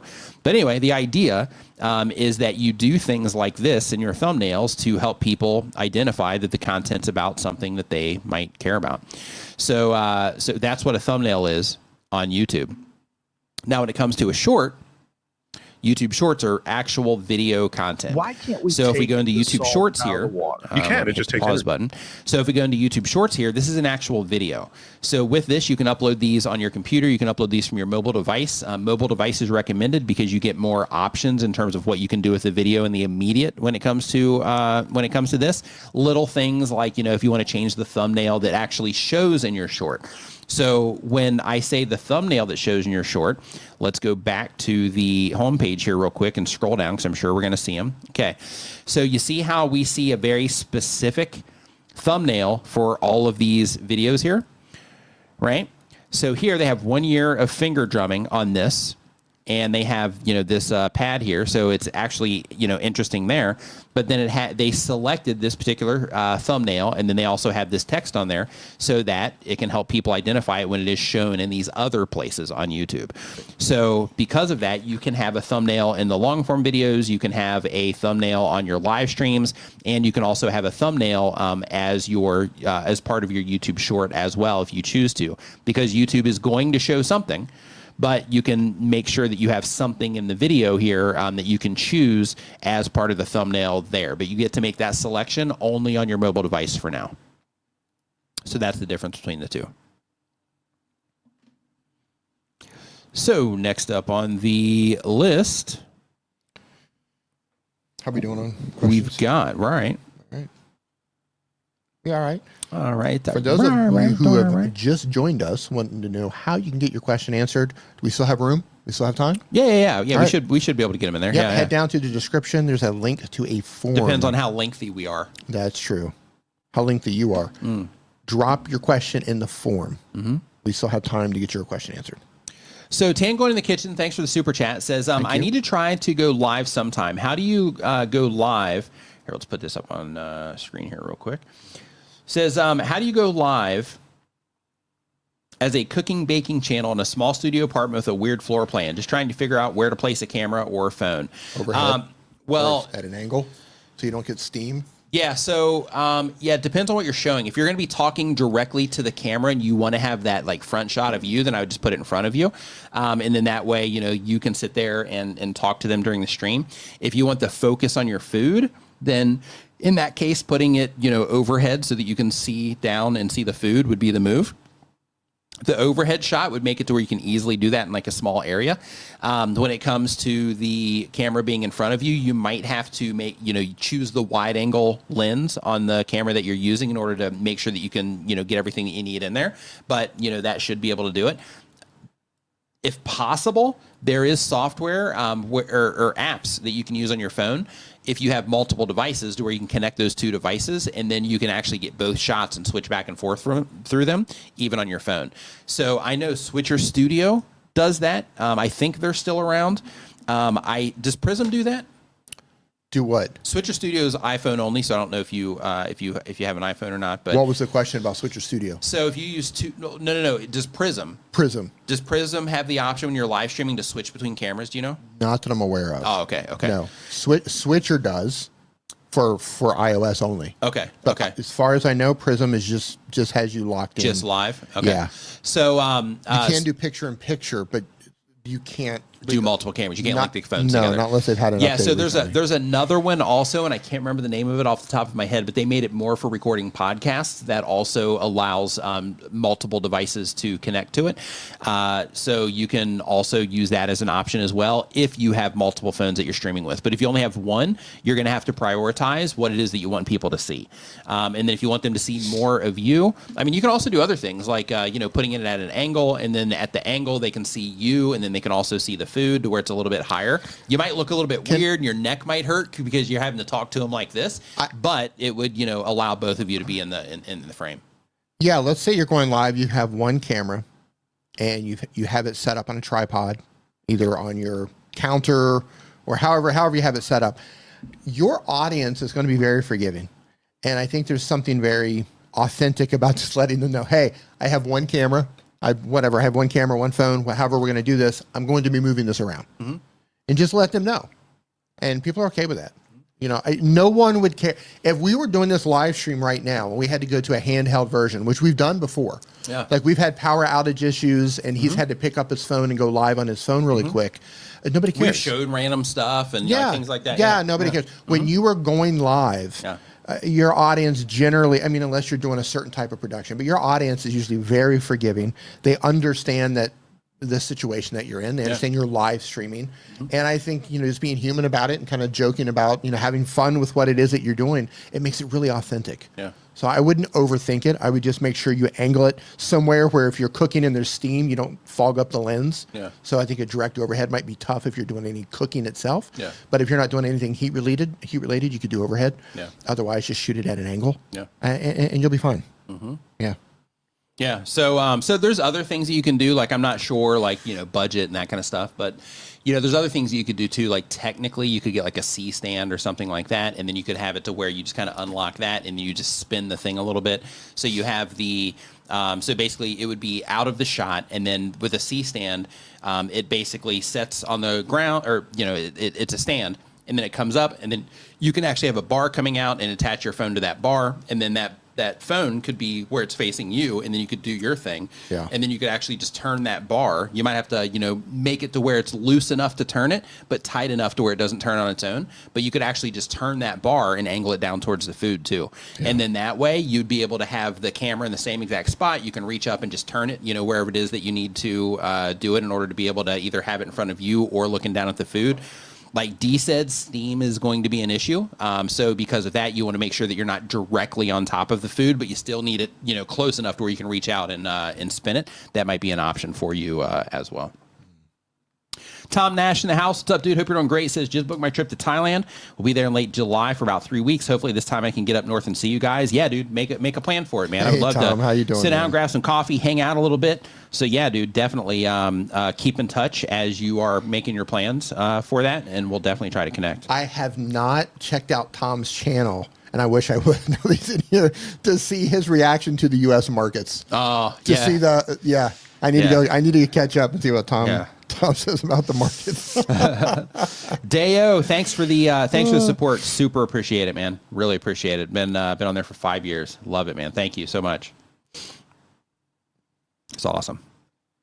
Yeah, so definitely make sure that you stay in touch while you are putting those plans together, Tom. Annie says, I do what Dee is saying for my art channel. They're all cool with it. Just switching it back and forth. Yeah. Yeah. Yeah, you're going to find that this is bad, he says. You're going to find that your audience, the more authentic you can be, the better it is for a live stream. Yeah. That doesn't mean if you have 2 cameras, set it up. We have the ability to switch cameras in here. It doesn't mean you can't build into something like that. Right. But if you're just kind of trying to get started and trying to figure it out, just go live with what you have. Yeah. Have fun with it and explain to your audience, okay, I need to move my camera and laugh about it. And then you could even have fun with it and ask them, you think we need to change the shot? Right. Should we move the camera? Yep. Yeah, have fun with it. Yep. Yeah, if you want to see the food, just start letting me know, and then I'll start showing you the food. Like, if you want to see the progress, just let me know in the chat, and I'll show it to you. Yeah. When I first started live streaming on a regular basis, I was just doing it on my phone also. So basically, I would just set it up. I had like a little stand for it. It was like a little mic arm. And then basically, I just set it up there. I didn't even have audio. Like, I didn't have a microphone attached to it. I would just like talk into the phone, just raw, through the phone mic. And that was like, I don't know, 9 years ago. So technology's come a long way. It's way better now. But with that, the next step was that I got a little device that I could connect to it that would allow me to plug in an XLR microphone. And then I started, using like a real microphone with my phone, and then eventually upgraded to a Logitech C920 for that. And then from there, ended up getting a DSLR and all that stuff. But, just give it a shot and then see what makes the most sense. Also, other things that you can do just while you're getting it ready is inside of OBS or any live streaming software, like you can see a preview of what it is that everybody's going to see before you go live. So like while you're getting everything set up and stuff like that, you can just go... well, actually, no. If you're using OBS, I don't know. You might be using your phone with your computer. If you're using your phone with your computer, then you can do it through OBS. If not, then make sure you have any music off or anything like that, because copyright still applies if you do a private stream.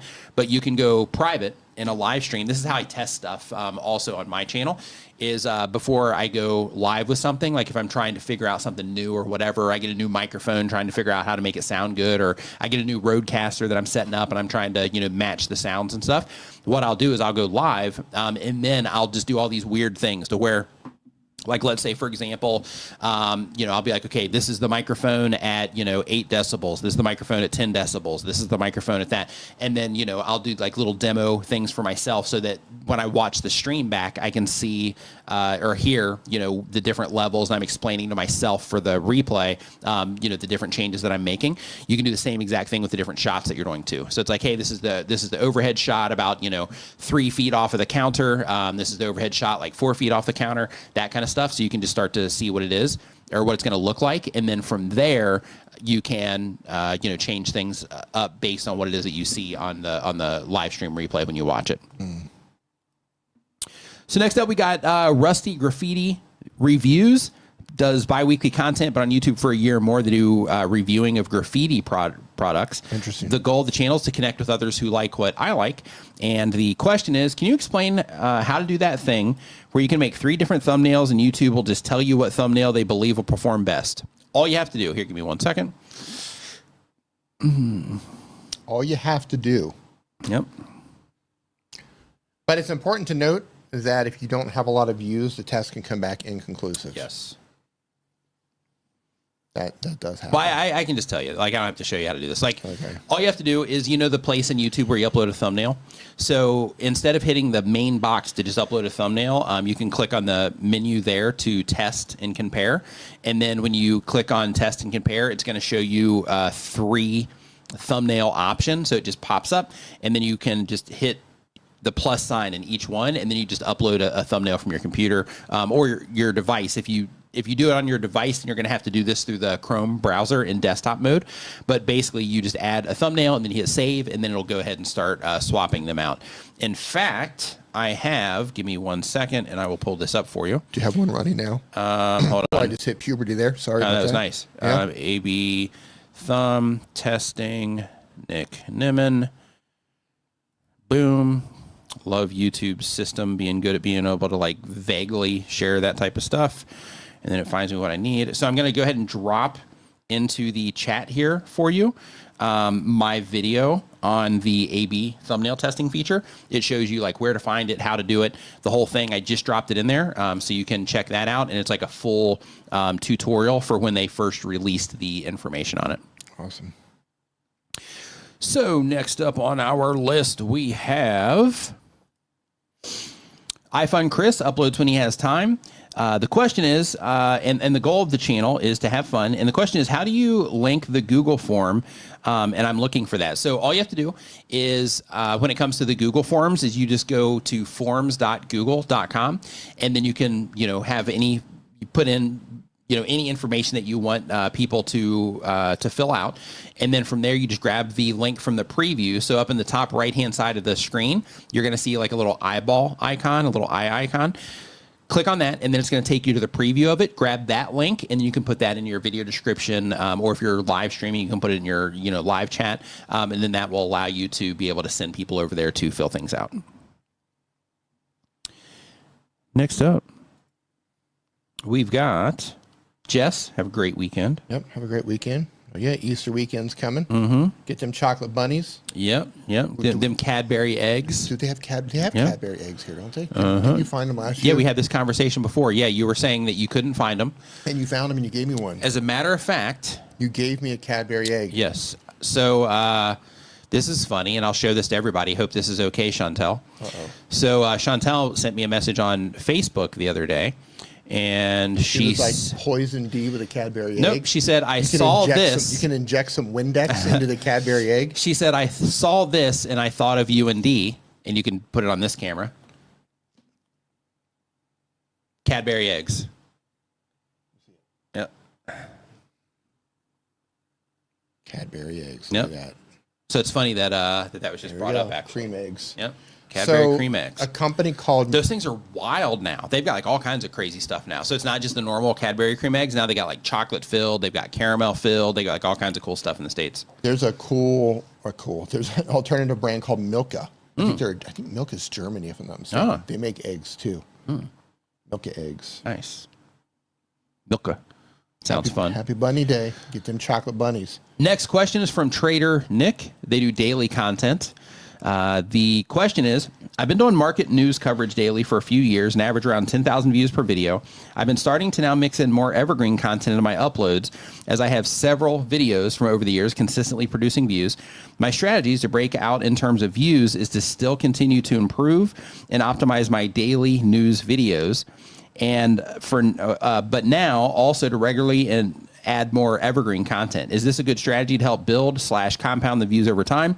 I've been at a pretty flat rate of growth for a while, and I'm wondering how important evergreen content is to channel growth over time. Yeah. So if you're doing news content, trying to figure out how you can get some evergreen content in there can be advantageous, especially if the news isn't like really high trending stuff. I mean, it might be, because you're doing market news stuff. So you should be able, especially right now, you should be able to really capitalize on that through the news coverage videos.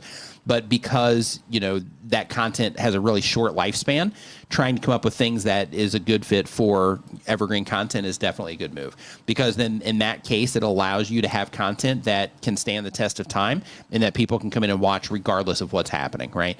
One thing in your case specifically that might be advantageous is to make some of that content search targeted as well, as long as people are searching for it, and you can just go to YouTube autocomplete and type in the things that people are looking for around what it is that you're talking about, and make content about things that people are searching for there, because your news content is making the recommendation play for you. So having the evergreen content be that source of consistent viewership, if you can get those to show up in search. And the reason that can be helpful for you is because if people are looking for that information, consistently over time, then you can be a solution for that, as long as your videos can compete in YouTube search results. But also it gives you the opportunity to show up in Google when people are looking for things. And if you can get good rankings in Google, in some cases, you can also show up in ChatGPT.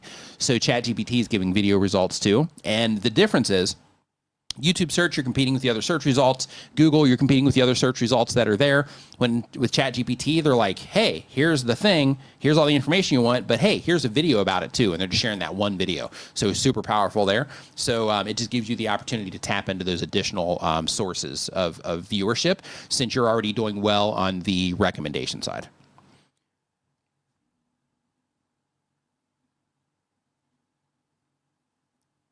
Cadbury eggs plus Peep marshmallows. Nice. Let's see here. What I meant. Okay, hold on real quick. Let's see what we got. Okay, I was just trying to find some context for a message that I just saw here, but I can't find it. Okay, so next up, we've got Chris Von Erich. They don't have a channel yet. Chris, welcome to the creator side of YouTube once you start publishing your videos. Really quick, I just want to let you know, and I should have mentioned this to the other channel as well, but when it comes to YouTube, a lot of new content creators will come onto YouTube and they'll get discouraged because the videos that they're publishing immediately, they don't start getting a lot of views right out of the gate. Sometimes they do, but people will expect it to just work like, hey, I publish videos and then YouTube just shows them to a bunch of people and I get a bunch of views. Doesn't necessarily work that way. So because of that, I encourage you to embrace the learning curve. And just, if you start publishing videos, they're not doing that great right out of the gate, just embrace the idea that, hey, I'm new at this and I need to learn, the process of doing it, and the process of doing it effectively, right? And then once you do all those things, then, then things will start getting better. But anyway, the goal of the channel is to have fun. They do current events and red pill content. And the question is, what is the best way to incorporate older content on a new channel? Should I even worry about live streaming until my clips and stuff gain traction?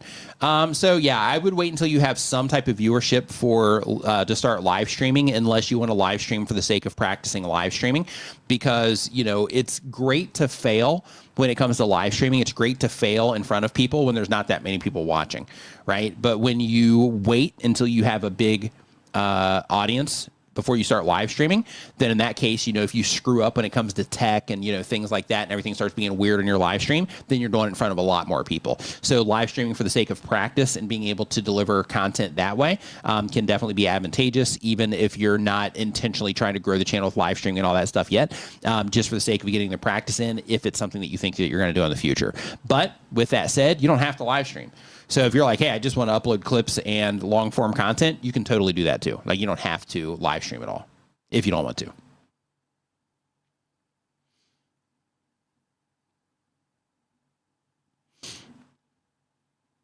Next up, Dr. Vibe Show. Type of channels inform and educate Black people. And the question is, what is the best use of the community tab? FYI, great YouTube short video on the microphones. Thanks. Glad that you enjoyed that short. So when it comes to, by the way, if you are somebody that is, if you have any questions about what microphone you should use for your content or whatever, go check out that short when you get the chance. But the question is, what is the best use of community tab? So it's not necessarily the best use. It's just, how can you use the community tab in an effective way to do different things? So the community tab is great for re-engaging people. So what I mean by that is, when you are publishing videos to your YouTube channel, not everybody that's interacting with your channel has seen every video that you published. So because of that, if somebody is watching your videos and you have your community post go out, and that community post is like, hey, these are some of the 3 best videos on my channel that people really enjoyed. And then you have a link to a playlist of those 3 videos or 2 videos or even 1 video. Then in that case, it encourages people to say, hey, have I watched this before or not? No, I haven't. Looks interesting. Let me go and check it out. And you want to do that for videos that are proven to perform well in terms of, people are, they watch those videos and enjoy those videos. You want to make sure that you are, considering that. In addition to that, you can, 1, do the video thing that I just mentioned as a way to, re-engage people and also re-engage older content. 2, you can also use it as a way to understand your viewers. So a really convenient thing for the community feed is that you can add polls in there. So you can ask very specific questions about your content, about your audience, things like that, to get to know them better and to get to know what it is that they want from you better as well. So you can use it for that. You can also use it as a way to deepen the parasocial relationships with your viewers by sharing behind the scenes stuff, letting people know the things that you're working on, showing pictures of things that you're working on, things like that as it relates to your content and audience. You can do those sorts of things so that people can get to know you a little bit better that way. But those are some good ways that you can use your community feed to to make an impact, so to speak, on your channel, and to have that additional touch point with people. And one of the cool things also about the community feed is that if you want to, you can sit down and you can schedule it out. So you can say, okay, if you have a strict schedule on your YouTube channel and you say, okay, I do these things at these intervals every month, then in that case, you can say, okay, well, in addition to these things, I want to have one more touch point, or a weekly touch point, or a several times a week touch point with my viewers. So because of that, I'm going to also schedule another 2 or 3 community posts a week on days that I'm not publishing, with all these different things, doing polls, doing behind the scenes stuff, linking to other videos and all that. And I'm going to just go ahead and schedule those for the month to have them going out automatically without me having to do it after I sit down and do that initial, push. Demons Row, 800,000 subscribers. Dude, congratulations to you for that high five and fist bump to you on 800K. Absolutely love it, man. Love seeing you winning. Says, I could make more money if I did longer videos. Any tricks to making a show longer without being boring when you're so low? Man, I think what you're doing right now, I think that you're doing great. Like with the things that you talk about, just continuing to, just go deeper into the conversation might be a way to extend things a little bit. But, if people are responding well to what it is that you are doing, then in that case, man, like, just continuing to give them what they want from you is definitely a win. But when it comes to making longer content, just going deeper is a good way to, make those longer videos. But you have to make sure that when you go deeper that you're not just adding fluff, but that you are adding real content that your viewers will enjoy. But you know that already, right? But yeah, that's a good way to do it. In addition to that, adding segments to your content can also be a way to do that, to where you have it to where, hey, for this part of the, video, we're doing this, but hey, now, here's this part of the show. And then you go into that segment, which then makes it feel like a new, fresh thing for that part of the, content. Love that. Love it, love it, love it, love it. 800K. Love it, love it, love it, love it, love it. So next up on the list, we've got Delorum Vox. Delorum Vox. They upload 1 time per week or more. The goal of the channel is to make money. It's a music-based channel with talk. And the question is finding that niche. Hold on. Okay, I start the show with a full song, and I have a mid-podcast segment called Got Headphones, where I spotlight another song. So even if my podcast has nothing to do with music, it still maintains the same format.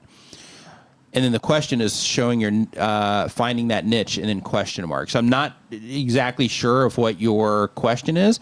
Are you asking to find the niche where you are podcasting but with music?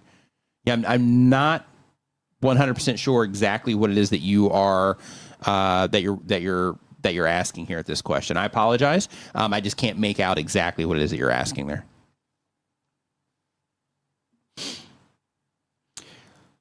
So next up, we have the Unleashing Potentials podcast. They upload every other day. They make podcasts. The question is, how can I continue to grow my channel? And they do podcasts on storytelling, empowerment, and healing. So the very first thing is, if you do podcasts on storytelling, empowerment, and healing, then empowerment and healing are probably going to have some type of crossover. But if you are talking about storytelling, then you might be dipping into, hold on, I'm looking at your channel here really quick.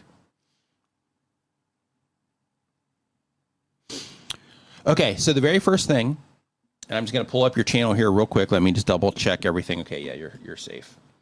So,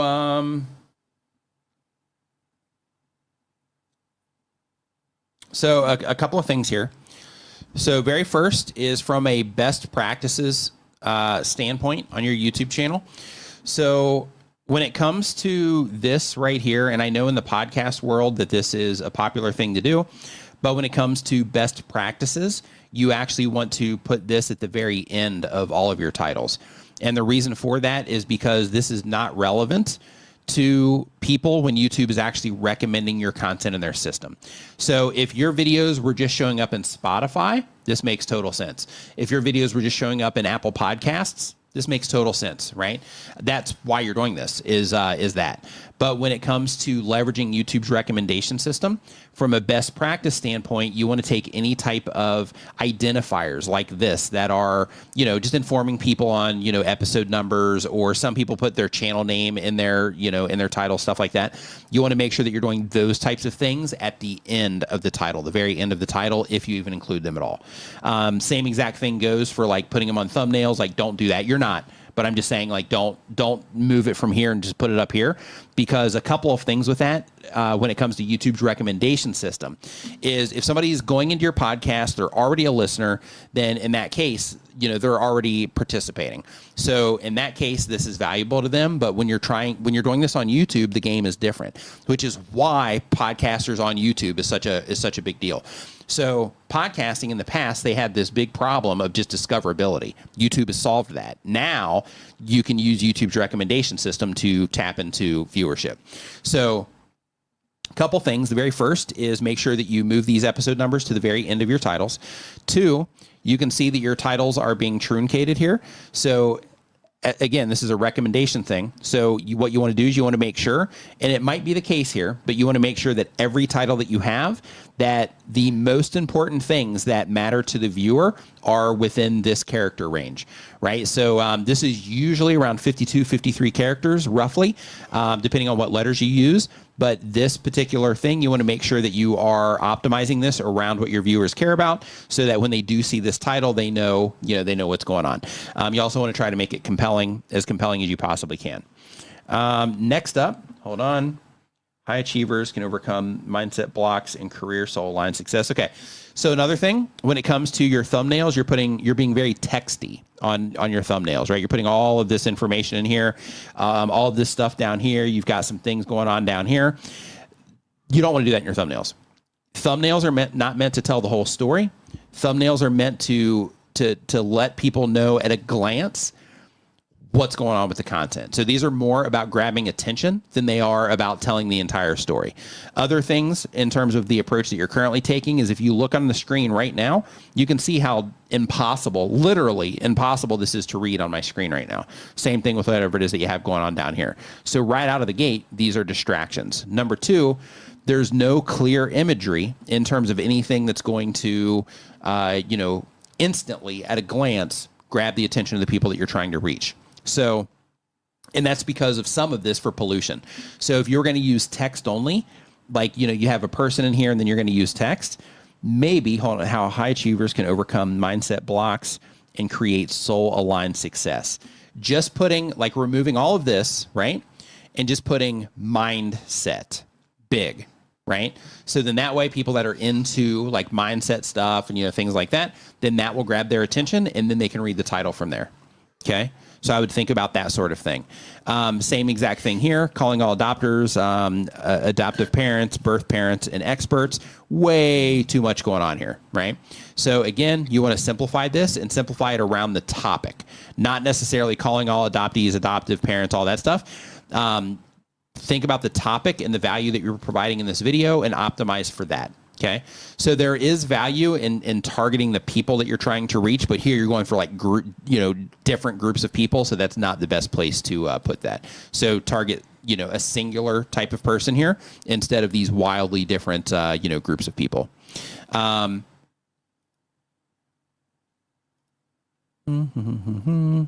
Okay. Calling out please, you're invited. Yeah. Another thing here. Like if you look here, there's no information here about how this video is going to add value to me in any possible way. So this is where these types of things are important, right? And I'll come back to your channel here in a second. When somebody's here on YouTube, they just log on their computer or they log in on their mobile device. What's happening is their brain, and you can see this in your own viewer habits or your own habits. Your brain is just glancing around like, okay, what is this? What is this? What are some things that can grab my attention here? And should I click on these things, right? So the whole idea is that you want to make sure that whatever it is that you are doing in your thumbnails, that you're using it to as a means to grab attention, right? That's what it is that you want to do. And then the next thing is, which is another important factor here, is here you have mindset. Here you have healing in writing. Not sure what this is. I'm just going to X that one out. Here you have schizophrenia. Here you have, entertainment and activism, hypnotherapy. So like recovering from schizophrenia and hypnotherapy, like I'm not sure if these go hand in hand or not, but it seems like things are a little bit loose on who it is that you're trying to, serve with the content here. So I would try to dial that in a little bit too. Like you do have some crossover here, like on the meditation stuff and then hypnotherapy.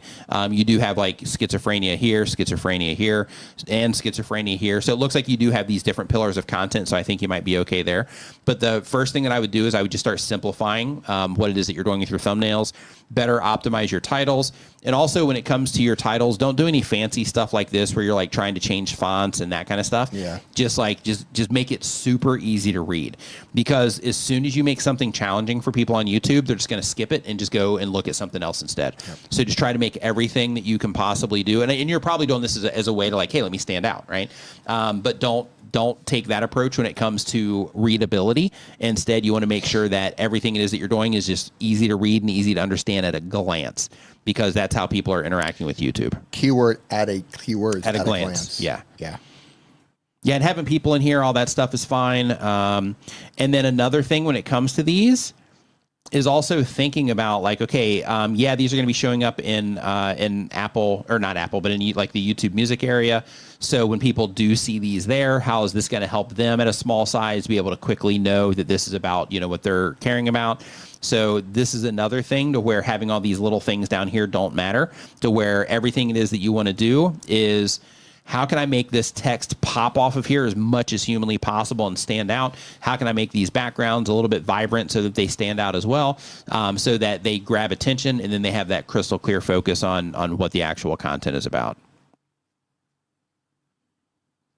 Yeah, other things is here you're optimizing for this person, which if they're super known and like everybody knows who they are, it's fine. Like if you're making a video about some famous, musician or something like that, or this person might be famous in this industry, but leveraging the name in a lot of cases like this isn't super helpful, but leveraging the value of the video can be. So here you have stories that inspire, the making of an inspirational anthology. That's not compelling in any way. And this is a podcasty type of title, which is fine. But if you also want to try to introduce people to your podcast through the recommendation system, then also thinking like, the making of an inspirational anthology. Okay. So how to become a person, an inspirational person. Right, would be a better title there, because then there's a direct, clear value. It's still the same exact conversation that you have or that you're having, but you're framing it so it's actually about the viewer instead of it being about, this person, right? So it's this person's story, so technically it's about that person, but by that little tweak, you're actually making it about the viewer and about how this episode is going to help them, right? Another thing when it comes to growing your podcast on YouTube that can be helpful because you're making the longer videos is this right here. And you're already doing it. So making sure that you are doing short form versions of your episode to where you are either manually doing it or you're using Opus Clip to go in and make short versions that you are putting out on your YouTube channel. Definitely a good move there, because then people can get a little taste of what it is that you're doing. So that's a good move. One thing that you might want to consider is bring these into the conversation. I'm not sure exactly what's happening in this, but I see all these graphics happening here. If you have a podcast that you're trying to grow, make this podcast content, because that's what you're trying to grow, right? With this, you have these like, graphics and animations and stuff happening, like make it the podcast. So when people get introduced to you here, they're getting a sample of what it is that you actually do instead of, these other things that are going to distract them and actually be content for them, but it's not necessarily going to help you with the podcast, right? So just give them podcast content, but have it here. Let's see here. Fine Tip Creative Studio says, we're taking your advice and starting a new channel with specific niche content instead of our current variety channel. Is it a bad idea to delete videos and upload the new channel? It's not a bad idea, but one thing that I would definitely keep in mind. But anyway, really quick on the podcasting thing. Yeah, hopefully that helps on the podcasting there. Can we add me back in there? Oh, stop. There we go. There we go. You can't add yourself if you're telling me to add it. Yeah, I know, right? You're on it and I'm off it, and then I'm off it and you're on it. Yeah. So what was the question that you mentioned? Fine Tip Creative Studio says, we're taking your advice and starting a new channel with niche specific content instead of our current variety channel. Mm-hmm. Is it a bad idea to delete videos and upload them to the new channel? Basically, delete them off the old channel, move them to the new channel. So YouTube recommends that you never delete videos under any circumstance. And the reason that they recommend that is because every now and then, like, videos will take off. Those videos also tell YouTube that those people have interacted with your channel in some way, so that you are in their user history, things like that. My approach is, and I just want to be clear that YouTube recommends that. My approach is that if your videos that are currently on the channel, if all of them are not a good fit for the people that you're actually targeting for that channel, then in that particular case, if it was my channel, do what you like. But if it was my channel, I would delete them. And the reason for that is because if somebody watches some of the new content that I'm putting out, that content's not relevant to them. So if YouTube recommends it to them, then in that particular case, they're not going to respond to it anyway. And if YouTube does recommend that content to a group of people, they start responding to it and it starts doing well, then I could be having a humongous group of people interacting with my content that don't care about what I'm actually publishing to the channel. So because of that, if it was me, I would delete the videos, completely delete them off of that channel, and I would put them on the channel that is more appropriate for that audience that you're trying to reach with that particular type of content. But when it comes to like deleting stuff and things like that, just make sure that you do verify it and that you check it in terms of like, okay, with this content, for the people that we're trying to reach, you always want to make sure that you're starting there. These are the people that I'm trying to reach with this content. Does this video apply to those people? If the answer is like yes, then of course you want to leave it on the channel. If the answer is like, well, there is a lot of crossover here, so there's probably going to be a decent amount of people that are going to like this video, then in that case, you could also leave that video on the channel. But if it's like, no, this is about fishing and this is about basketball, so we're putting these on two totally different channels, right? That's where you want to do that sort of thing. So as an example of this, on my channel, I have some live streaming content. I have some content that's targeted towards mobile content creators. Those videos, they exclude, in a lot of cases, the general content creator that's publishing, just like long form videos and shorts. But I still have those videos on the channel because they do add value to YouTube content creators, which is who it is that I serve. So even though those videos will typically underperform on my channel, not always, some of those videos have been like primary drivers of like subscribers on my channel.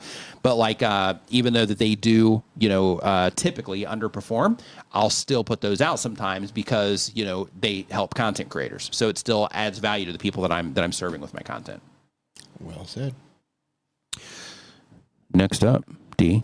We still have some questions? Mm-hmm. Okay. We do. Let's see here. Okay, so next up, we've got Darikin Kid. I hope I said that correctly. They do daily content.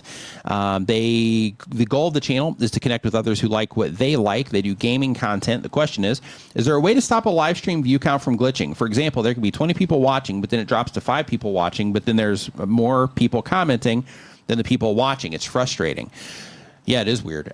So all that probably is that's probably like CDN stuff and things like that. So when you are doing anything on YouTube, depending on where you're at and all of that stuff, like everything's bouncing between different servers, things like that. So like what you're seeing, it may or may not be, that live count may or may not be relevant to what's happening in that particular moment. It should be relatively close though. So there's nothing you can do for that sort of thing. That's all handled on YouTube side. Next up, we got J Talks Crypto. They do daily content. The goal is to make money. And the question is, should I try to mix travel content in my niche for when the market is slow? No. If you are helping people with crypto and you're teaching people about crypto and all that stuff, then do crypto. So if you want to travel also and you're looking for like that sort of thing, then in that case, travel and talk about crypto, right? This is where the whole audience thing and making sure that you are targeting making sure that everything that you're putting out on the channel is a good fit for the people that you're trying to reach is a win. So for example, if I travel, sometimes I'll make YouTube content while I'm traveling, but I'm still talking about YouTube, right? But then I just might have some different stuff in the background, right? From the location that I'm at. So, for example, I made a video a handful of years ago about vlogging in public. I made that particular video in Hong Kong. And the whole thing there was I was just traveling there for some visa stuff, and I wanted to make a video, so I just picked that particular topic and then just did it, right there live in the streets of Hong Kong. So if you want to travel, just travel and talk about crypto, because I'm looking at your channel right now, and everything it is that you're doing is crypto related, which is good. You're on the right path there. I wouldn't break that, right? And you've grown 47,000 subscribers from those moves. So, it's working for you. It looks like Yeah, it looks like you actually have some larger view things about non-crypto things, like, about white people not being able or shouldn't be allowed to have dreadlocks, about drama, advanced scar gel really fade scars away, and about something else with dreadlocks. Those seem to be your biggest videos, but they're from a decade ago. Everything else since then seems to have been, in terms of high performing content, seems to have been crypto stuff. So yeah, man, I would just keep going with what you're doing on the crypto channel. And if you wanted to do travel content, I would just put that somewhere else. So if you're like, hey, you know what, I don't want to, I want to have a travel channel also, or do travel content. You might be thinking of doing that on this current channel because you have 47,000 subscribers. But I recommend that you just have a totally different channel for travel content if you do want to do travel type stuff. Yeah, and you're doing like Coachella highlights and things like that. Yeah, I'd be real careful doing that stuff, man. Make everything on your channel. Everything, your shorts, any live streams that you do, if you do them, yeah, it looks like you do. Shorts, live streams, video content, the posts that you make, like everything should be about crypto because your channel is Jay Talks Crypto. So talk crypto. Yeah.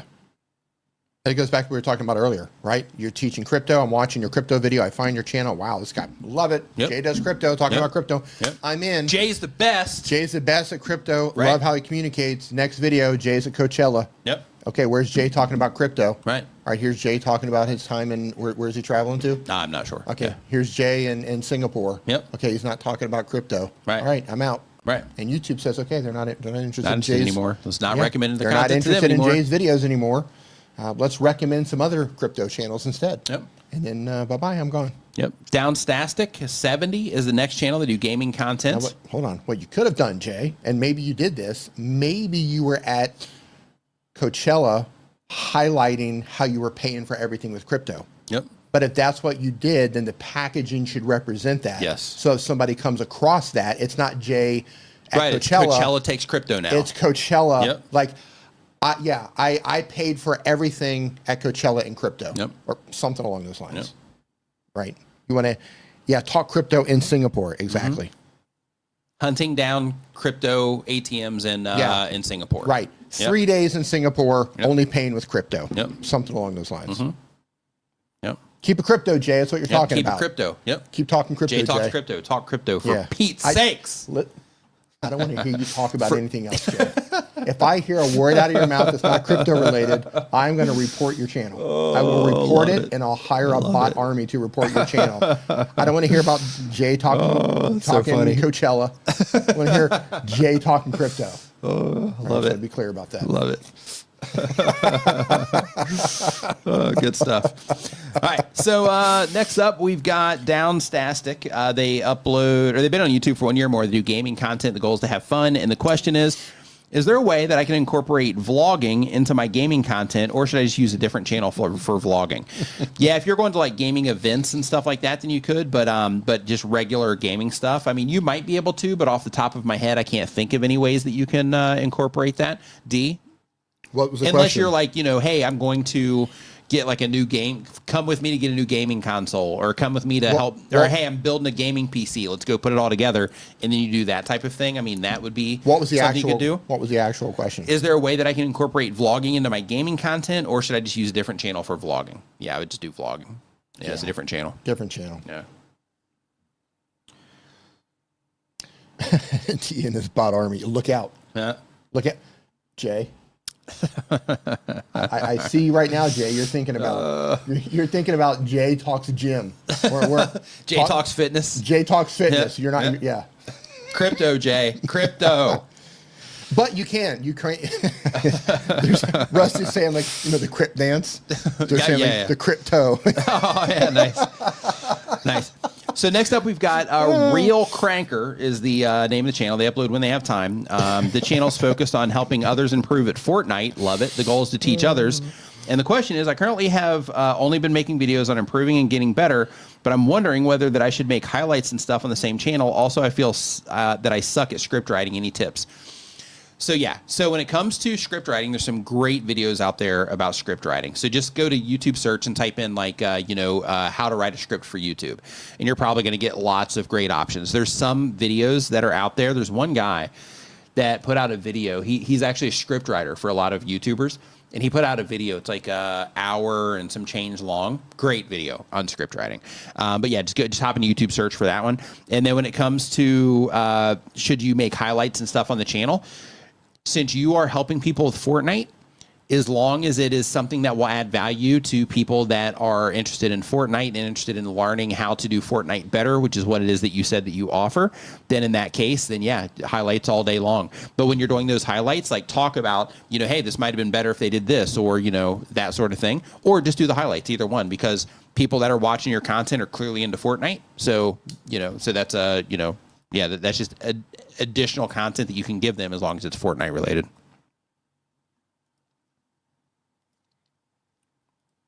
No, it's not the AI script, Rusty Graffiti Reviews.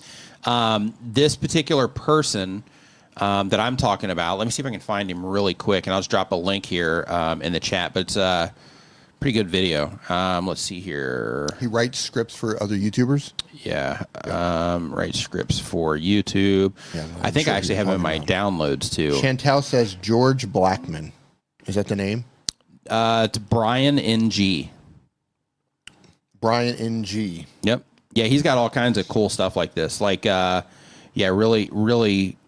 really good script writing video for this particular one. Let's see here. And it teaches people he frames it as script writing course 100% free. So let's see here. So yeah, I'm just gonna share this with you. How to write killer scripts. Yeah, I'm just gonna drop it in the chat here. Yeah. Is that the one from 1 month ago? No, this is 10 months ago.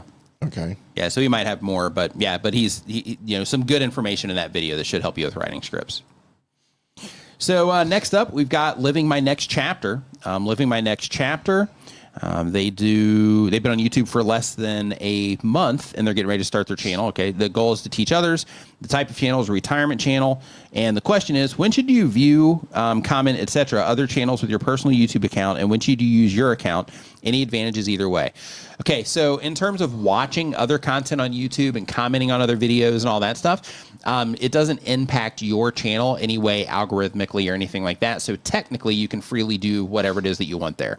However, if you're like, okay, the things that I'm probably going to be saying here, or the channels I'm going to be participating in, I don't necessarily want my main channel being a part of that, or people running across me there. That's where you would create an alt account in order, for viewing and things like that.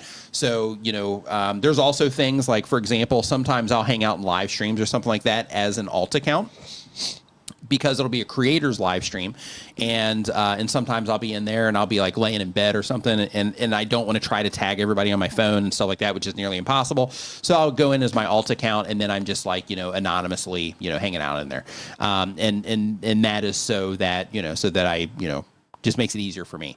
Other things is if I am going to leave like a negative comment somewhere because I have a strong opposing opinion about something or something like that, usually I'll do that under an alt account as well, just because I don't want to create drama with anybody and have somebody making videos about me and things like that, just because they disagree with what it is that I might say. Yeah. And my alt account, instead of like Nick Nimmin, it's like Nick K. Nimmin. Nick Nimmin 2. Yeah.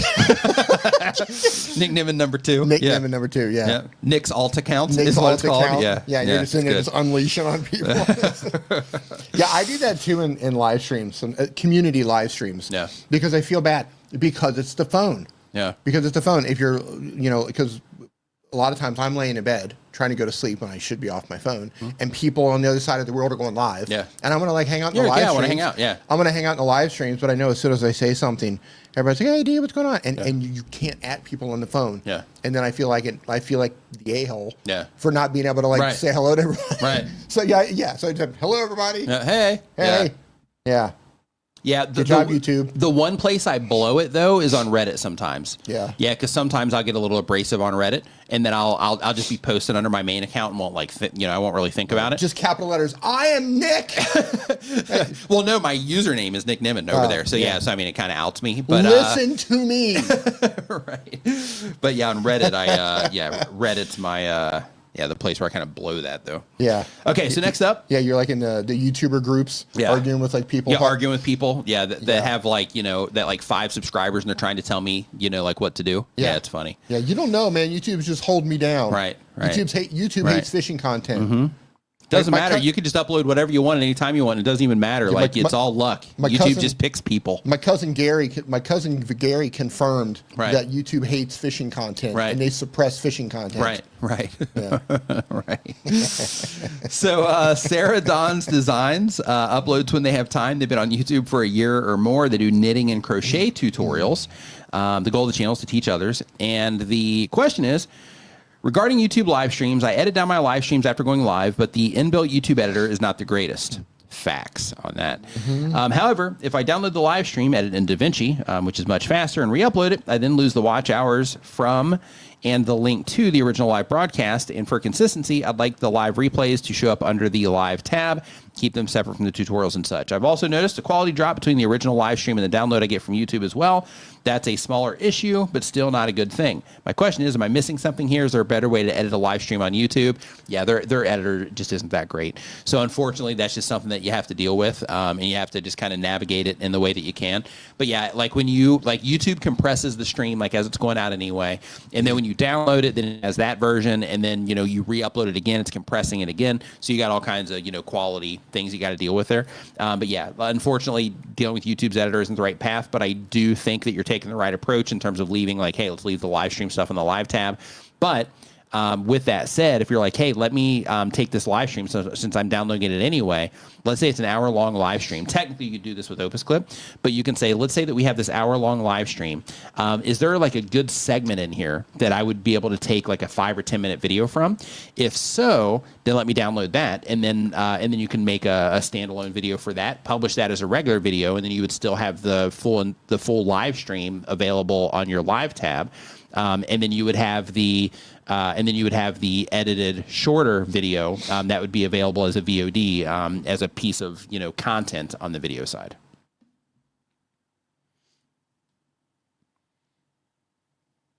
Hey Stanley, how you doing, man? Hope you're doing well. Next up, we've got Chattown Paranormal Investigation. They upload 1 time per week or more, been on YouTube for less than a month. They do paranormal investigation content. The goal of the channel is to make money. And the question is, what can we do to make it better and us better? Practice, publish videos. Yep. Make sure that you're being intentional about what it is that you're doing. If you're trying to improve in anything, being intentional is going to make a big difference. So I think it was about guitar. I was watching something. I can't remember the exact reference, but they were talking about how, like if you're practicing an instrument, I think it was guitar in this case, but they were talking about how when you're just sitting there and you're noodling around and you're just kind of playing, you're not necessarily like practicing. You're just playing and you're making everything sound good and all that stuff. But if you're like, hey, I'm trying to get my fingers to do better, and since I'm trying to get my fingers to where they'll move more independently and all that stuff, then I need to do these specific exercises in order to do that. So therefore, I'm being intentional about learning how to do the thing and making sure that my body works in the right way in order to be able to do the thing. So when it comes to YouTube, the same exact thing applies. In order to improve, you have to be measuring how things currently are, and you have to be looking for the places that you need to improve the most, and you need to be working on those things on a regular basis. In most cases, for every single one of us, for everybody, even the biggest creators on YouTube, yes, the whole thing is you have to constantly be trying to do better if you want to do better, and you have to be intentional about all of it. Because if you're just doing it and you're just like throwing everything up and just hoping things work, it might. But if you're intentional, like, okay, over the next 30 days or 90 days, I'm going to focus really hard on trying to learn everything that I can possibly learn about making thumbnails. So that comes down to learning how to do design stuff, learning how to take better photos, learning how to process those photos. If I'm doing it with screen grabs, that's fine. But I'm studying thumbnails on YouTube. I'm reading articles about thumbnails. I'm watching videos about thumbnails, and I'm practicing making a lot of thumbnails. I'm downloading thumbnails from YouTube, and I'm trying to replicate those thumbnails on my computer or in whatever software I use. But I'm intentionally taking those actions to try to improve. But being intentional can make a huge difference in everything it is that you're doing. If you're like, okay, this is what I need to work on, I'm going to spend this amount of time at least trying to work on that specific thing. That's how you will, that's how you improve. Intentional practice. Yep. No noodling. No noodles. No noodles over here. Intentional practice. Yep. Yeah, and most of us suck when we start doing this. Yep. I mean, it's just... You start doing anything. Like anything new, you kind of suck at it when you get started, or you massively suck at it when you start. That's just part of life. Yeah. Right? Even with life. When you start with that, you suck. You can't take care of yourself. You poop on yourself. You can't feed yourself. You're walk. pooping on yourself. You can't even stand up. Yeah. Right? You even suck at life when you start. So, looking at YouTube and being like, hey, I'm going to hit the ground running. Unless you're coming from broadcast experience and you know how to edit, you know how to package up video idea. Like, unless you come with the skills already, you're going to... You have marketing background, design backgrounds, like, all that stuff. We wear a lot of different hats as YouTubers. And unless you come with experience with all those hats already, you're going to fumble through it. And you have to put in the reps. You have to learn how to do it. Yep. It's just everybody has to go through it. Yep. Everybody. Yep. Fine Tip Creative Studio. You like that one? Even with life. All right. So next question that we have is from Comics Undone. They upload when they have time. The goal of the channel is to have fun. And the question is, long story short, I was hired years ago to be an on-screen host for one of my employees' channels and later grew into a video editor. It became my passion, and now editing YouTube videos is what I do for a living, and I love it. What's the proper way to get your foot in the door to start working with channels that I've followed and I want to learn from? So if you want to get your foot in the door, a few different things. One, you can post yourself. Well, if it's the channels that you like, then in that case, you can just reach out to them and offer to edit for them. Just give them like a test edit of some kind. Say, hey, I'd like to, give you a test edit and see if, my retention is better than the current, editor that you have, or just, give you a test edit and see if you like it. That's a great way to get your foot in the door. In addition to that, post in all the different places all over the place. If you're just wanting work, for content creators, post on YT Jobs with your portfolio, post on Upwork with your portfolio, post on any of the job sites that you can find with your portfolio, and just make it clear that you are available for editing. In addition to that, hopping on to YouTube Short, we'll just say making vertical content for yourself about editing, talking about editing and showing your skills is also, and then publishing that content on TikTok, Instagram, Reels, Facebook Reels, and YouTube Shorts is a great way to also generate clients when it comes to editing. I see a lot of editors doing that, and they're all busy. So next up, we've got David Royale, uploads every other day. They do gaming content. The question is, how do you tag products from different sources on your short? I just saw your latest one, and I noticed that the most come from different stores. And if I go to my channel, it just lets me tag one for my spread shop, and I can't find where to add the other sources. So, so that's part of the YouTube affiliate thing. So you have to, yes, you have to be a part of that. Make sure it's turned on in your monetization settings. Make sure that you qualify for it, and make sure that it's turned on in your monetization settings. And then you have the option to tag products once you have that. And then when you click on tag products, then you'll see the different options. You have to type it in what it is that you're looking for, the product. And then when you type that in, it's going to show you the options that are available for that, and you can pick the ones that make sense.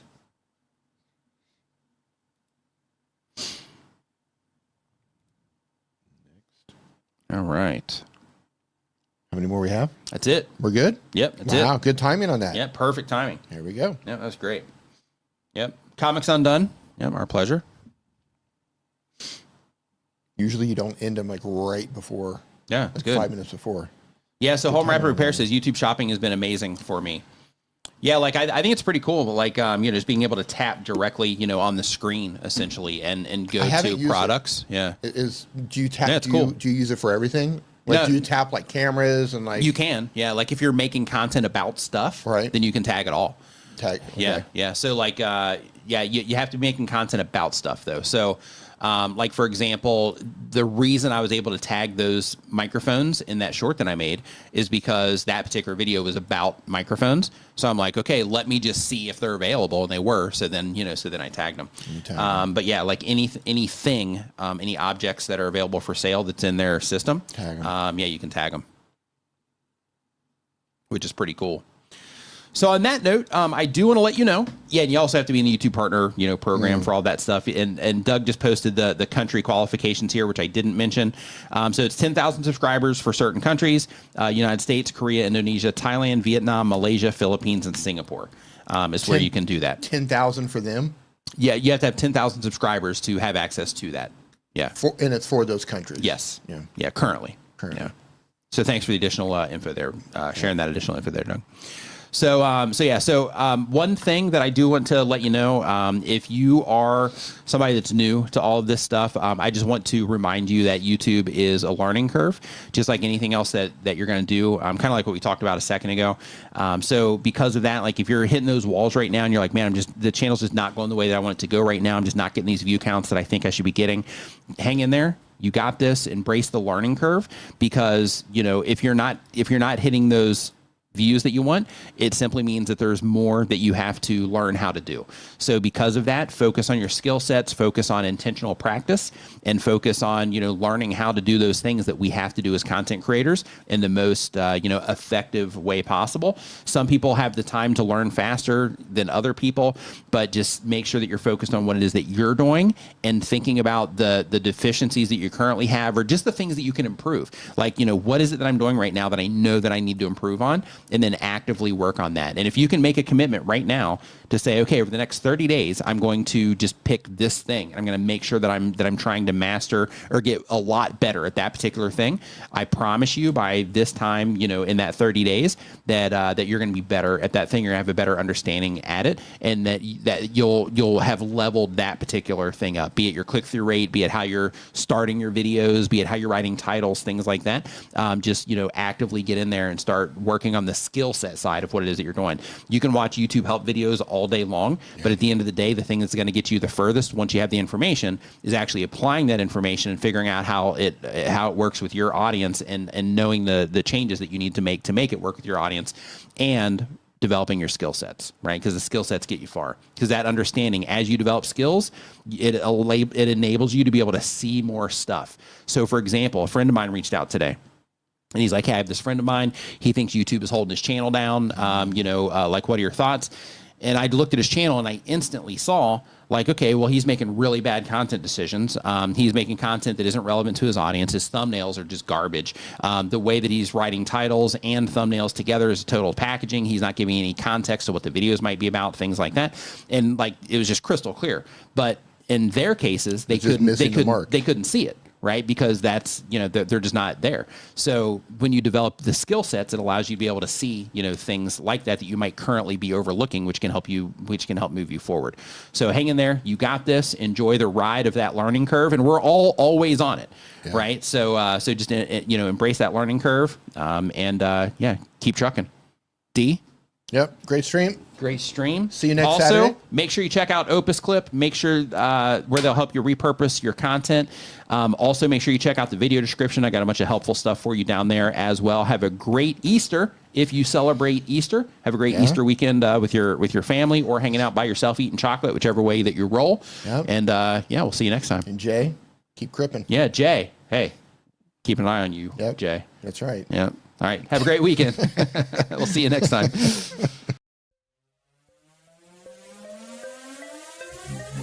Hit the sub button, hit the like button. If you're having fun, comment, type something. If you're laying back, leaning in, engaged.